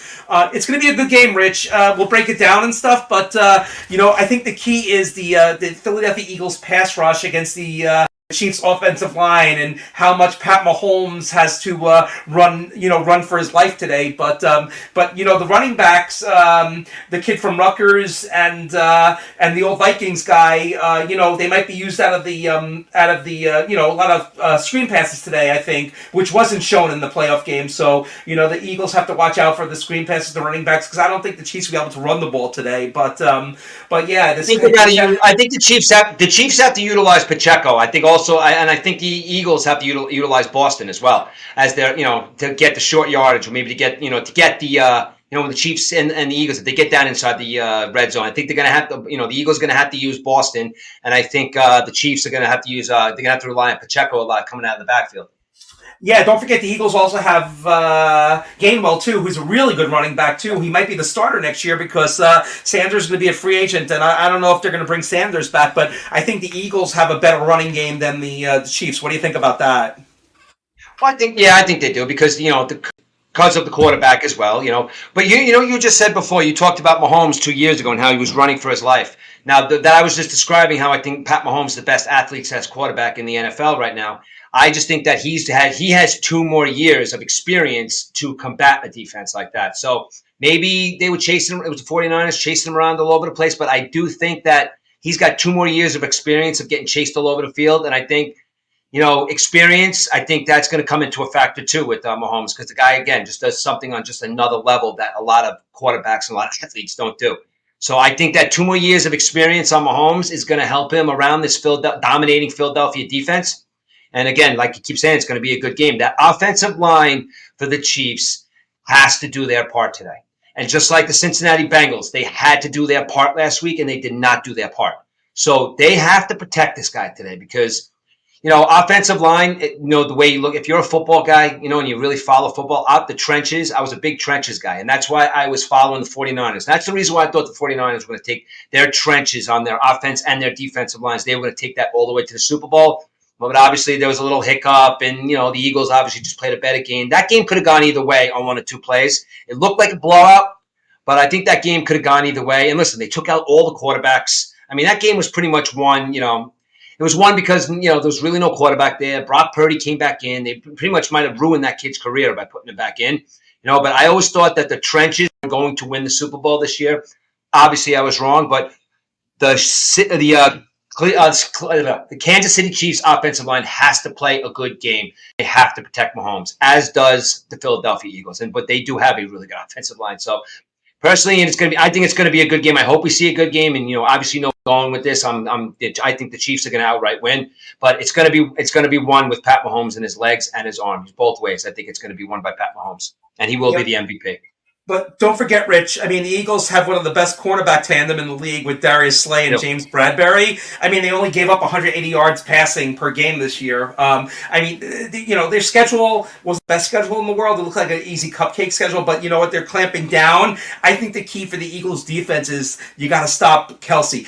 Travis Kelce is like wide open all the time in the middle of the field. Can anybody cover this guy, Rich? We saw in the play. The guy is always open.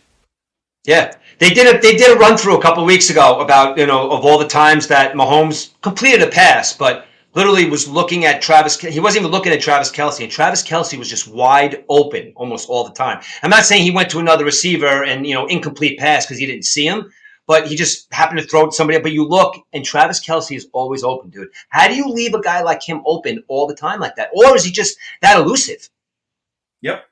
Yeah, and also, it just, they have the weapons, though, Rich. If they had Tyreek Hill, I would definitely think the Chiefs were going to win this game and stuff. But I think if they can shut down the receivers, try to shut down Kelce, shut down the running game, and just, have to rely on the screen passes to Pacheco and McKinnon, I think the Eagles defense can pull this one out. And you know what, though? If Pat Mahomes running for his life all day, Rich, this could be a 20-point win for the Eagles, basically. It won't even be close if Mahomes has to run for his life. Can Mahomes run the ball, though, Rich? Is he still hurt? High ankle sprain? Some of these guys, like we mentioned with high ankle sprain, usually out 3 to 4 months. If Mahomes has to run the ball, Rich, do they risk him getting injured? If Chad Henne comes in the game, do you think the Chiefs can win with Chad Henne? How much can you risk Mahomes running the ball? Yeah, but listen, but you know what, though? If this was week 15 or this week 13, do you risk Mahomes getting? Yeah, you risk Mahomes getting hurt. Mahomes, this is the Super Bowl. I understand that I understand. Listen, I understand, and we're gonna go into something now about which I think is a problem. I don't think it's a problem with all these guys getting the money. That's not what I'm saying. The fact of the matter is, owners look at these players as I'm giving them all of this money, so maybe I'm not going to take that chance. But this is the Super Bowl, and if Pat Mahomes tells Andy Reid, I don't care what the owner says. If Pat Mahomes says to Andy Reid, I am ready. If you take me out of this football game, I'm going to kill you. That is a kid who is going, like, he's not, I don't know, pick your random, baby quarterback that complains. I'm not saying anybody specifically, but Pat Mahomes is going to be in that game no matter what. If the owner or something calls down and says, Pat looks like he's limping a little bit and it's a close game, or even if it's a blowout, Pat Mahomes is not coming out of that football game, dude. He's just not. And that's where the drive to win comes in the Super Bowl. Because, look, if he's limping a little bit and he come back in, he's got to finish the game. And I understand that they don't want these big-time tickets to get hurt, but it's the Super Bowl. It's like I said, same thing back to the 80s. Like I watched something with Isaiah Thomas. Isaiah Thomas playing the second half of the NBA Finals with a broken foot. These are guys who have that extra level, and I think that he's got that extra gear where he's not going to feel that injury until the game is over. And I think that's what the Super Bowl and that's what high-level sports is all about. Yep, exactly. And Rich, what do you think about intangibles? Like, I mean, the Chiefs have 13 guys from their winning Super Bowl team. The Eagles have 8 guys from their winning Super Bowl team a couple of years ago. How do you think that plays into a game, basically, with those guys with the Super Bowl experience? Do you think the players who haven't been there feed off these guys? Or what do you think? Or those players who haven't been there get so nervous they're throwing up before the game? I mean, I really don't know. I've never been there before. But what do you think goes through a player's mind that never been there before? I mean, before a game. How do you think that factors into the game, the intangible factor?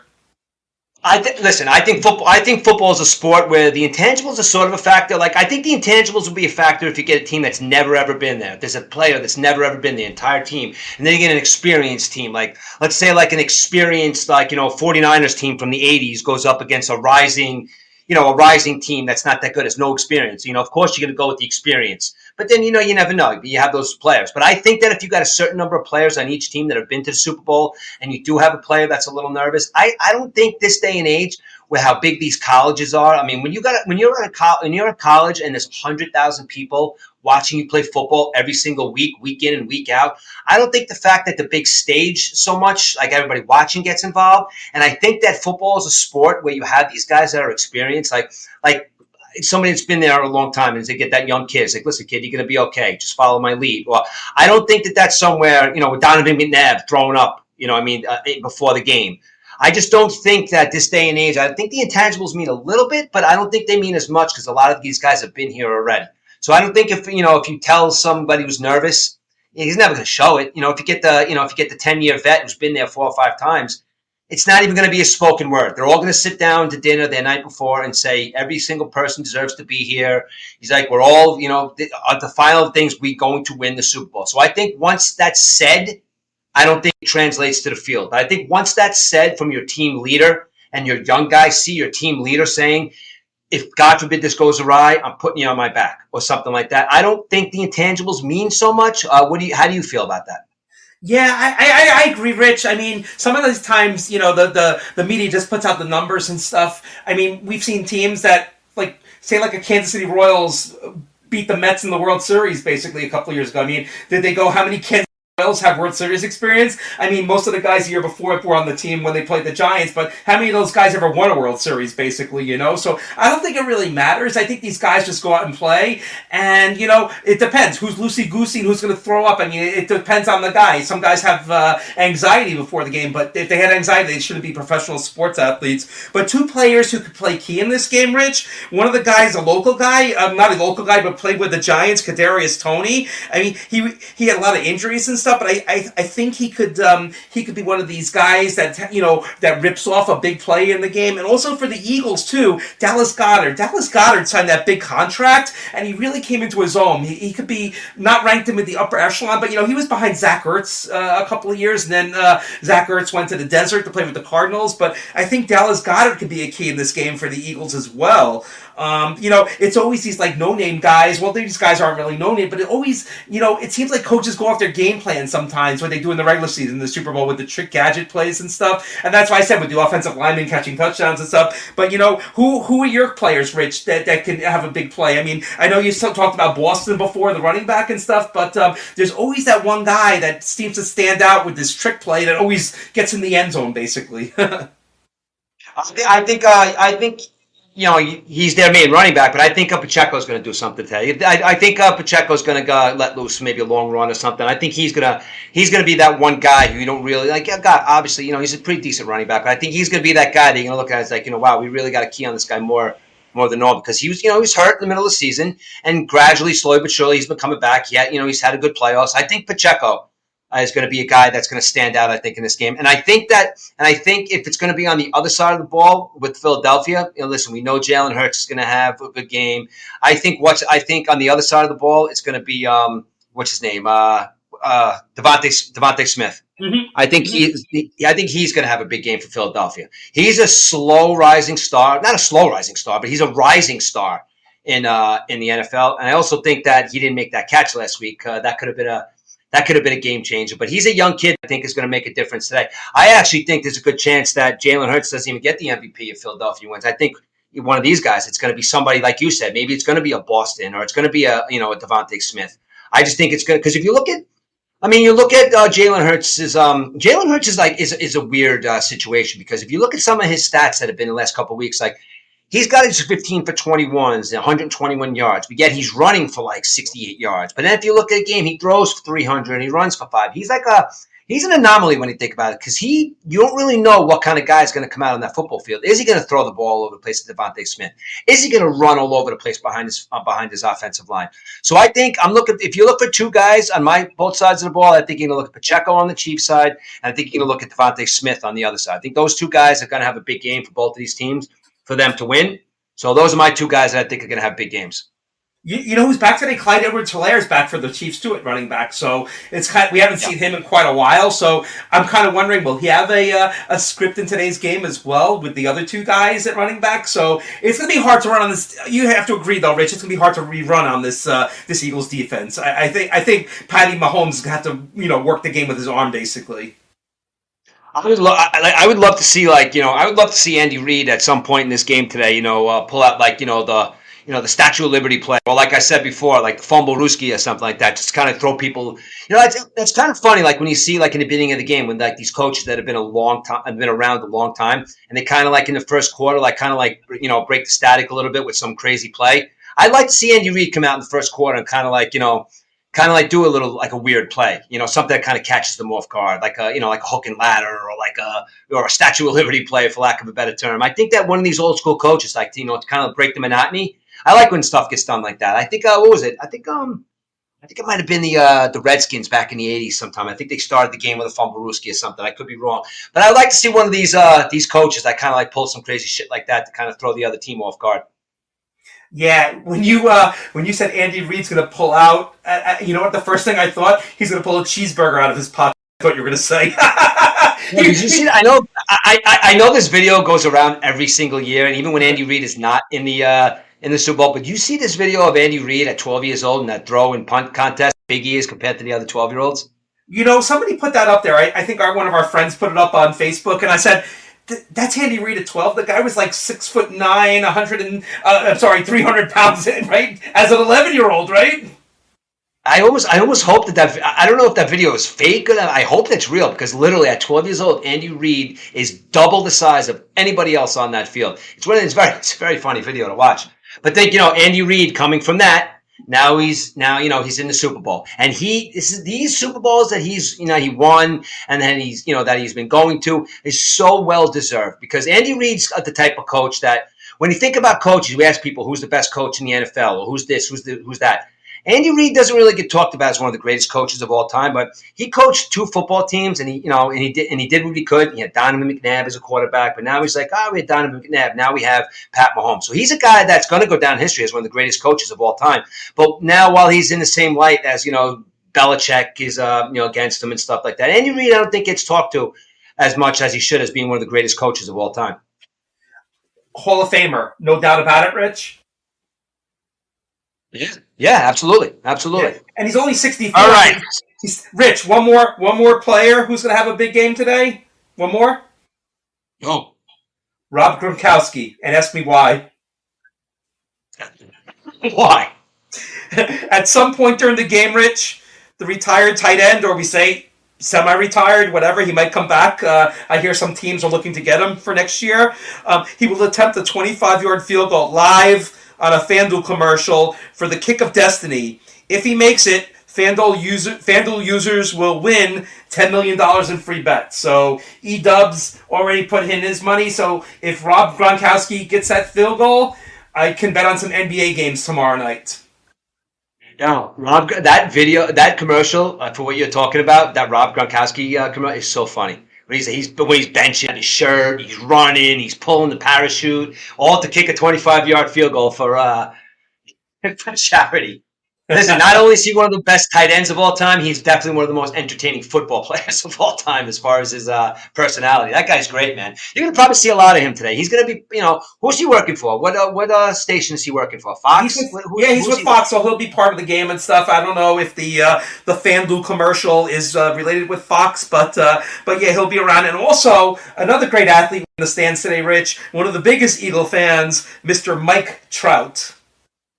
I know. That's a guy right there who God, the guy he's been destined to, not for failure. I mean, the guy is, we were just talking about this guy the other night. He's a big Eagles fan, like he's a big Phillies fan. He's way out there in California. When the guy's on the field, he's the best player in baseball, hand down, when he's on the field. He'll be back for like 3 weeks, hit like 15 home runs, 30 RBIs, then he'll be hurt for another 3 weeks. It's a shame that he's all the way out there in California, but yes, you're damn right. He will be in the building for that Eagles game because he's a huge Eagles fan, and I'm sure they're going to be keen on him a lot because it's the Super Bowl. But yeah, you're right. Mike Trout will be in the, and it's going to be a good game, dude. It really is. I mean, I'm hoping for a good game, and I think it's going to be a good game. So let's, we're going to talk a little bit more. Like, let's get our predictions right now. Eric, with the point spread, 1.5, the Philadelphia Eagles are the favorite. Who is going to win the Super Bowl today, Eric? Yeah, I'm going to go with the Eagles, the 1.5, and I'm going to go with the Eagles to win the Super Bowl. You know what? Kansas City averaged a lot of points. They averaged over 30 points a game. But you know what? Philadelphia's not chopped liver either, Rich. They're averaging 28 points a game. The Chiefs, Pat Mahomes, they've been there before. They won the Super Bowl, everything, yada, yada, yada. But you know what? This Eagles team is not the Eagles team of 2019. This Eagles team was built from the bottom up. Their defense is incredible, Rich. I think the Eagles win. Is it going to be a blowout? No. I think the Eagles win by I'm going to say the Eagles win by 4 points. Let's say Eagles 31, Chiefs 27. 31-27, huh? All right, so obviously you could tell from my ass kissing of Pat Mahomes throughout this whole show. I think that no matter what, points or nothing, I think it's going to be a good game. It's going to come down to a field goal. I think that it's going to come down to a field goal, and I think that the Chiefs win this game. Chiefs win this game 31-27, 4 points. I think I'm going to go with around your area. I think that the Chiefs win this game 31-28. I think they cover, they win the game. Pat Mahomes goes off, he gets an MVP, and I think the Chiefs win the Super Bowl today 31-28, and on the back of Pat Mahomes. And I think it's going to be some kind of storyline where he's going to have to limp out in the fourth quarter because the Eagles are kicking his ass, and it's just one more drive, and I think he's going to pull it out. It's going to be a matter of 5 minutes left in the fourth quarter. Who has the football? And I think it's going to be the Chiefs, and they're going to win. I do think that this game is going to come down to the last couple of minutes of the fourth quarter, and whoever does have the ball, and I think it's going to be the Chiefs, and the Chiefs win the Super Bowl, and they points, whatever it is, Chiefs win the Super Bowl. And, there's the local flavor, Rich. Isaiah Pacheco and Michael Burton both went to Rutgers. We know Pacheco graduated. He came out last year with the draft. And on another note, Rich, is no team, both Eagles and Chiefs, will activate a third-string quarterback today. So you got what you got. You got Hurts and the guy with the Fu Manchu mustache over there. And then you got Chad Henne back. Yeah, Gardner Minshew. And then you have Chad Henne backing up Pat Mahomes. So that's what it is. So hopefully we won't see a travesty like the 49ers did a couple weeks ago. But yeah, Rich, always hoping for a good game. What's on the menu today? What's eating today, Rich? What's on the menu? I'm not really sure. I know we're going to have some wings. I'm not really sure. I'm not staying home for the game. I'm going to a friend's house tonight, and we're going to bring over some desserts and stuff. But I don't know. Can have some wings, maybe burger or something. Order some pizzas. Your normal every run of the day Super Bowl. I really don't drink that much anymore. So I haven't had a drink in a couple of months. So I'll be drinking some Dr. Brown's cream soda, maybe. But yeah, that's gonna be. I'm really, really into watching the Super Bowl. Now, that's a question that I have for you, and I already know the answer, but I want you to explain to the people. We have two different types of Super Bowl fans, I guess you'd say. Now, are you the guy? You're the guy that likes to stay home. I know that. I'm not like.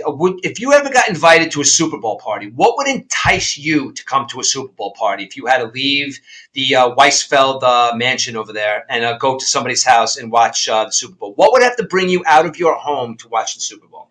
I tried it, Rich, many years ago. Went to a Super Bowl party. Almost got an asthma attack because there was a dog there. I get my inhaler. I'm allergic to dogs, so that was the first part. Second part was, the game ended really late. I was working in the city, had to get home. The game ends, 10:30, so we're driving home. But there was like 2 inches of snow on the ground, so we almost drove almost drove over Route 9 into a curb, basically. So you know what? I'm the kind of guy that likes to stay home. Don't invite me to a Super Bowl party. I'm not going to invite anybody either. I mean, I don't want to be like the total Grinch or anything, but I just like to be home. Back in the day, it was just me and my dad watching the game. Now that my dad's passed, my son likes to watch the game with me. He'll be working. Hopefully, he'll be home by 6:00. There are some games today at the rec and stuff, but I think next year's going to be more of a dilemma, Rich, because yesterday was my wife's birthday, and I want to wish my lovely wife a happy 25th birthday. You look great for 25. I don't know how you do it when we have a 19-year-old, but happy 25th birthday, and there was some leftover birthday cake, which I'll be divulging into later, with some rainbow cookies as dessert. But next year, her birthday falls on the Super Bowl, so I don't know how that's going to work out, Rich, but we have 365 days to figure that one out. But I'm like the guy that stays at home. I'm going to get some pizza. I'm going to get some brisket nachos from Mexicali Blue, one of the best Mexican restaurants in the area. I got some pretzel bites. Yeah, I got some pretzel bites. I ate there recently. That place, that food is amazing. And you know what, Rich? With Ben going to New Paltz, there's one right on Main Street in New Paltz. That's where their second location is. So I'm sure Mexicali Blue will continue in his rotation of places to go. But great place. I'm going to have some pretzel bites. I'm going to have some... Wait, hold on a second. You have to explain to Obbs here. Obbs, you see his question mark there? Mexican brisket. What Mexican brisket? Oh, no. The restaurant's called Mexicali Blue. Kevin. I know. That's what I wanted to say, because Orbs thought you said Mexican brisket. I know Kevin said he was it the brisket today, Kevin, at 4:00 in the morning, or yesterday when you're making the brisket? Listen, I know Orbs a long time. Man. He used to cook together. Yeah, he was disappointed, Rich. He was looking for us Friday night. He was disappointed that we weren't on the air Friday night. He was looking for, it's all done. Yeah, I love brisket. One of my favorites. So brisket nachos will be on the menu today. Maybe some buffalo wings. We'll see about that. And I'm not the guy that dips my wings in sauce, Rich. We all know that. I'm not a blue cheese or ranch type of guy. I just like the buffalo wings as is, basically. I don't know what the sauce does to the wings. What does the sauce actually do, Rich, by dipping it into that white stuff? Gives it flavor, dude. Come on, listen. I know you're not a dipper. I know you're not a double dipper, single dipper. I know that, but it makes it a good little taste. You know what? I don't like the blue cheese. I like ranch dressing with my wings. Okay, so Rich, what? You're one of the guys that likes the pearl necklace on your buffalo wings, then, right? Yo, listen. Are we gonna go back to the pearl necklace thing? No. I'll tell you right now, what's his name? Thought Amish Outlaw thought that was very funny that so went over your head. Yeah, you know what though? After a full day of work, Rich, at the end of the day, you got to unwind a little bit. There's so much brain fog during the day that I was like, oh shit. It's like when he said that and stuff. But what's funny is, like, I go back. It's funny. I go back and listen to these when I listen to the show, and then sometimes like I'll throw in a couple things, and sometimes it goes over your head, and I don't know why, but Amish Outlaw laughs so much. Like as soon as I get something that goes over your head, he thinks it's the funniest thing ever. I think it's pretty funny. I'm so involved with the sports here, Rich, that sometimes, I do all my work. After a full day's work, I'm doing prep for the show, and then, sometimes an innuendo in one ear and out the other. But you know what, though? When I do the show on the weekend, I'm pretty much back in shape and stuff. So, yeah. So you guys enjoy your pearl necklaces on your... Rich, getting back to buffalo wings. Do you like the drums or the wings? What's your favorite? Sorry, I can't stop laughing hearing you say pearl necklace. Yeah, what do you call it? I like the drums. I like the drumsticks. They're easier to eat. I mean, I know a lot of people like the wing and the drum. I don't know. I like the drums. I like the drumsticks. They're easier. I like them crispy too. Crispy. They have to be crispy. The wings. Yeah, I like the drums too. The drums are pretty good because you could twirl them. You get all the meat off in one shot. With the wing, you have to deal with the middle thing and stuff, the bone and stuff. Yeah, definitely a drum type of guy. Pizza. You like toppings on your pizza, Rich? I do. I'm a big chicken cutlet or pepperoni. I do, or even both. I do like the chicken pizza. I'm a big pizza fan. So I like chicken or pepperoni on the pizza. Oh, do you like the chicken cutlets on the pizza? Oh wow, yeah. I'm not a chicken cut. Pepperoni's good. I kind of like I kind of like the olive and onion combination. I mean, don't get me wrong. When you have olives and onions on a pizza, it kind of smells like the locker room at Gold's Gym. But it's so good, the onion and olive combo. I'm sure Jody stays far from you after you eat that. Well, last night I had penne with garlic sauce on it, so I guess it started last night for her birthday. We had some Italian food and stuff, but getting So back to that, I guess your wife's used to it. My wife's used to it too. Listen, we've been with our wives for so long. I guess it really doesn't matter anymore. They know us, so it doesn't matter. Come here, give me a kiss. I don't care what your breath smells like. yeah, exactly. But getting back to the food, Rich, for the Super Bowl, today's the second most eating day in the United States on the calendar, with Thanksgiving being number one. Imagine Super Bowl being number two. Crazy, right? Wow, that is pretty nuts. That is pretty Yeah. nuts. Yeah, so that's later on I'm probably gonna go to our friend's house and I don't know. We'll see. My mom is staying with us right now, so Okay. I will see how she's doing later on. We might stick around here or we might go to our friend's house. But you know, bottom line is like the question I asked you before is I guess a long time ago when I was younger I liked going to Super Bowl parties. I also did like watching the game, but my team hasn't been in it ever in my lifetime, so there was never a place in time where I'd be like I have to sit down and watch this game because my team is playing. I used to like going to football parties. I know me and Orbs used to watch a lot of Super Bowls together a long time ago when we were hanging out. But now at this point in my life, literally me and my son Aiden, if he's sitting next to me, that's good enough for me. So I really don't care as far as watching the game. It doesn't really matter to me. But as long as my sons are sitting next to me because they're both football fans as well, that's where I want to watch the football game. Rich, if the Jets ever won a Super Bowl, what would you do Yeah. after the game? If the Jets ever won a Super Bowl? Eric, I don't know. I literally don't know how I would react because I don't know that feeling. You know what I mean? Like we've often talked about this. I don't know. Would I take all my clothes off and run around the block? Would I yell and scream? Would I sit there in disbelief? Would I pass out? I don't know. Was it a good enough game where I was on the edge of my seat? Now that's another question. Since I've never I've never seen a winning Super Bowl. I would never in a million years be able to handle a game going down to the final seconds if my team was in the Super Bowl. I don't think my heart could handle it. I don't think it.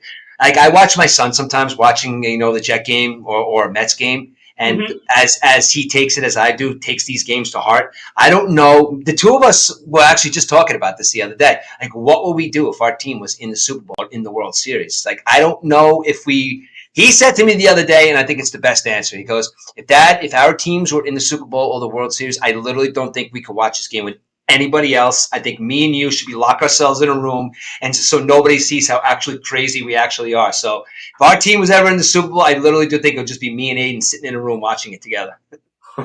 Well, Rich, put down a couple of dollars because the Jets are only they're 25-1 odds to win the Super Bowl next year. I mean, the odds came out already. Of course, the Chiefs being the number one odds to win the Super Bowl, 58. But the Jets are 25-1. But here's one thing for Giants fans, and I want Giants fans to chime in and think about this.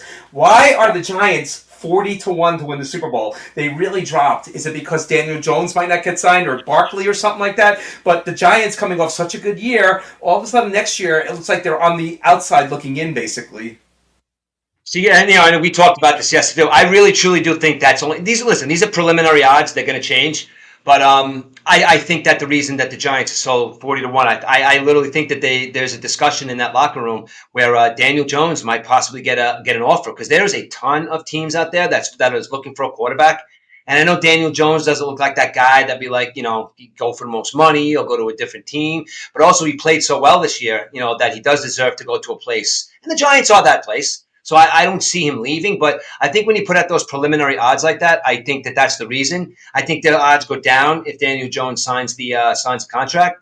But those preliminary odds, I do think that that's why they are 41 because you don't know Saquon's future and you don't know Daniel Jones' future. I do, however, think Saquon will be gone and Daniel Jones will be here. But that's what I think preliminary odds are. And I also think, though, that it would be good to put a bet down on the Jets right now because you don't know what the Jets quarterback situation is because the Jets could either go from 25-1 to 100-1 or they could change. So I think right now, if you put a bet on the Jets, I think right now it'd be good because once they sign Aaron Rodgers, that's when well, actually, no, it's going to be a big day coming up in football because Derek Carr is going to get cut. Yes. What, 15? Was it February 15th, February 16th? Yeah, this whatever week. that day Yeah, is. for He's gonna get Valentine's cut. Day. Yep. Mm-hmm. Now, 15th. how many teams do you think are going to be going after him because of the fact that Aaron Rodgers could be that guy? Like, I don't know where I want to play. And he could pretty much sign a contract a week before the season starts. You know what I mean? So Yep. with a guy like Derek Carr, who's probably besides Aaron Rodgers, or maybe just as good, a guy wanting a position. Like if you're the Jets, like do you go in there and do offer Derek Carr that big contract because you don't know what's up with Aaron Rodgers, or do you have the possibility of waiting around and Aaron Rodgers saying, you know what, I'm just going to go to Vegas. Derek Carr now is somewhere else. Now the Jets are left with stupid Zach Wilson and stupid whoever. It's like what do? Do you make a contract? For him, I don't know. So in the next couple of days is going to be big for the Jets and their quarterback situation. Yeah, well, the Buccaneers are 75 to win the Super Bowl next year. So they're like number 29 in the league. So I think only Houston and Indianapolis are below them, basically. So the Buccaneers definitely need a Derek Carr. So it'd be interesting to see if to Derek Carr this week, or wait till free agency, go after Jimmy Garoppolo. So many unanswered questions, Rich, as we head into the offseason, and that all happens in 2 weeks, because that's when the free agency period starts. I think 2 weeks after the Super Bowl. So just when the spring training starting, the games, the NFL free agency. But it's going to be a crazy offseason, as it always is. And I think the question is, will Tom Brady be playing next year? We've seen this happen before, right? I personally think Tom Brady is really done. He's going to be in the booth next year, and as he put it, getting revenge on some of these guys that really talked a lot of junk about him through the years. And I think Tom Brady's going to hold true to that. And I actually think he's going to be quite entertaining. And I also think eventually you're probably going to see Gronkowski and Brady together again in some kind of booth fashion. You know what I mean? Yeah, they might be the one too. Kevin Burkhardt might be going back to the Mets, right? But yeah, so listen, E, we got about a minute and a half left here, bud. Yeah. Anything else you want to put out there? Yeah. So all my friends that love FanDuel and betting and stuff, I just want to put a name out there. The name is Justin Watson. Justin Watson's a receiver. He came from the Tampa Bay Buccaneers, played on their Super Bowl team. He's with Kansas City along with Ronald Jones, who's also an ex-Buccaneer. But Justin Watson, receiver on the Kansas City Chiefs, will score a touchdown today. Lock it up. That's one of my bold picks for today, Rich. All right, lock it up. Then you heard E. Lock it up. You're going to win some money. Bet on E's prediction. So also, I really, Rich, like I said, I'm looking at it from Rich. One more thing. Where you could do it. I don't know if you could do it in New York, but the first car commercial: A, BMW; B, Ford; C, Kia; or D, the Field. Take the field. I think Hyundai will be the first car commercial today. All right. Hey, we'll see. And I am looking forward to seeing that Mets commercial, and there's a whole bunch of commercials that I'm kind of like waiting to see too this year. But we are going to be locked in for Super Bowl Sunday coming up. Kansas City Chiefs. Murph says they are going to win the Super Bowl. E says it's going to be the Philadelphia Eagles. All right, guys. We're about 2 hours in. We're going to get now in a couple of minutes. But enjoy the Super Bowl today, guys. And we are going to do a show this week, probably Thursday or Friday, talking about how stupid my pick was or how stupid E's pick was. A lot of ball breaking. But Super Bowl Sunday, kind of comes to the culmination of, not much to talk about after this. We have some basketball, but we do have a lot of stuff in store to talk to you guys about. We have a whole laundry list of stuff to get through the doldrums of March and into April. So me and E aren't going away. We're going to do episode 32, 33. We're going to keep on going until we hit what's coming up soon, E? Pitchers and catchers, right, bud? Yeah, Tuesday, Pitchers and Catchers World Baseball Classic. And before we know it, Rich, March 30th, opening day. Absolutely. All righty, we're going to get cut off in a second here. So listen, guys, enjoy the football game today. And listen, I hope your team wins. I hope your bets, and I hope your food is good. So everybody enjoy the day. And remember what I said in the beginning of this. Don't talk about any of this other shit that's going on in the world. Let's all get along today and talk about football and why we're getting together with our family and friends. Let's talk about that stuff today. Super Bowl Sunday, even if you're not a football fan or a sports fan, Super Bowl Sunday, if you're not a hardcore fan that locks yourself in a room and watches it, it's a day to converse with people and talk to family and friends and break each other's chops about teams. Let's have some fun today, guys. Let's watch this football game today. And even if your team's not playing, let's watch it and have some fun, guys. All right? Remember, guys, Valentine's Day Tuesday. Get the wife, the girlfriend, the mistress. Get the gifts, get the candy and everything, because it is the Great American Ripoff Day. Exactly. All right, I see some guys coming on here that a couple minutes into, with a couple minutes left. Podcast is coming out. It's coming out as a podcast in about an hour. If any guys missed anything and you want to catch up on it, if you heard anything funny, if you want to go from the beginning, it's going to be all over the place. It's on Podbean, Spotify, Apple. About an hour from now, it's going to be all on it. Listen, the game starts at 6. A lot of you guys that are watching now want to go from the beginning. Come check it out, man. Go follow us on Podbean, Spotify, and all those good outlets. All righty, listen, enjoy the game today, buddy. Thanks, Rich. Have a good week, everyone, and light that Empire State Building green and white tonight. Whatever. If that happens, I'll burn it down. All right, guys. Like I always say, later. Take care, everyone. Bye.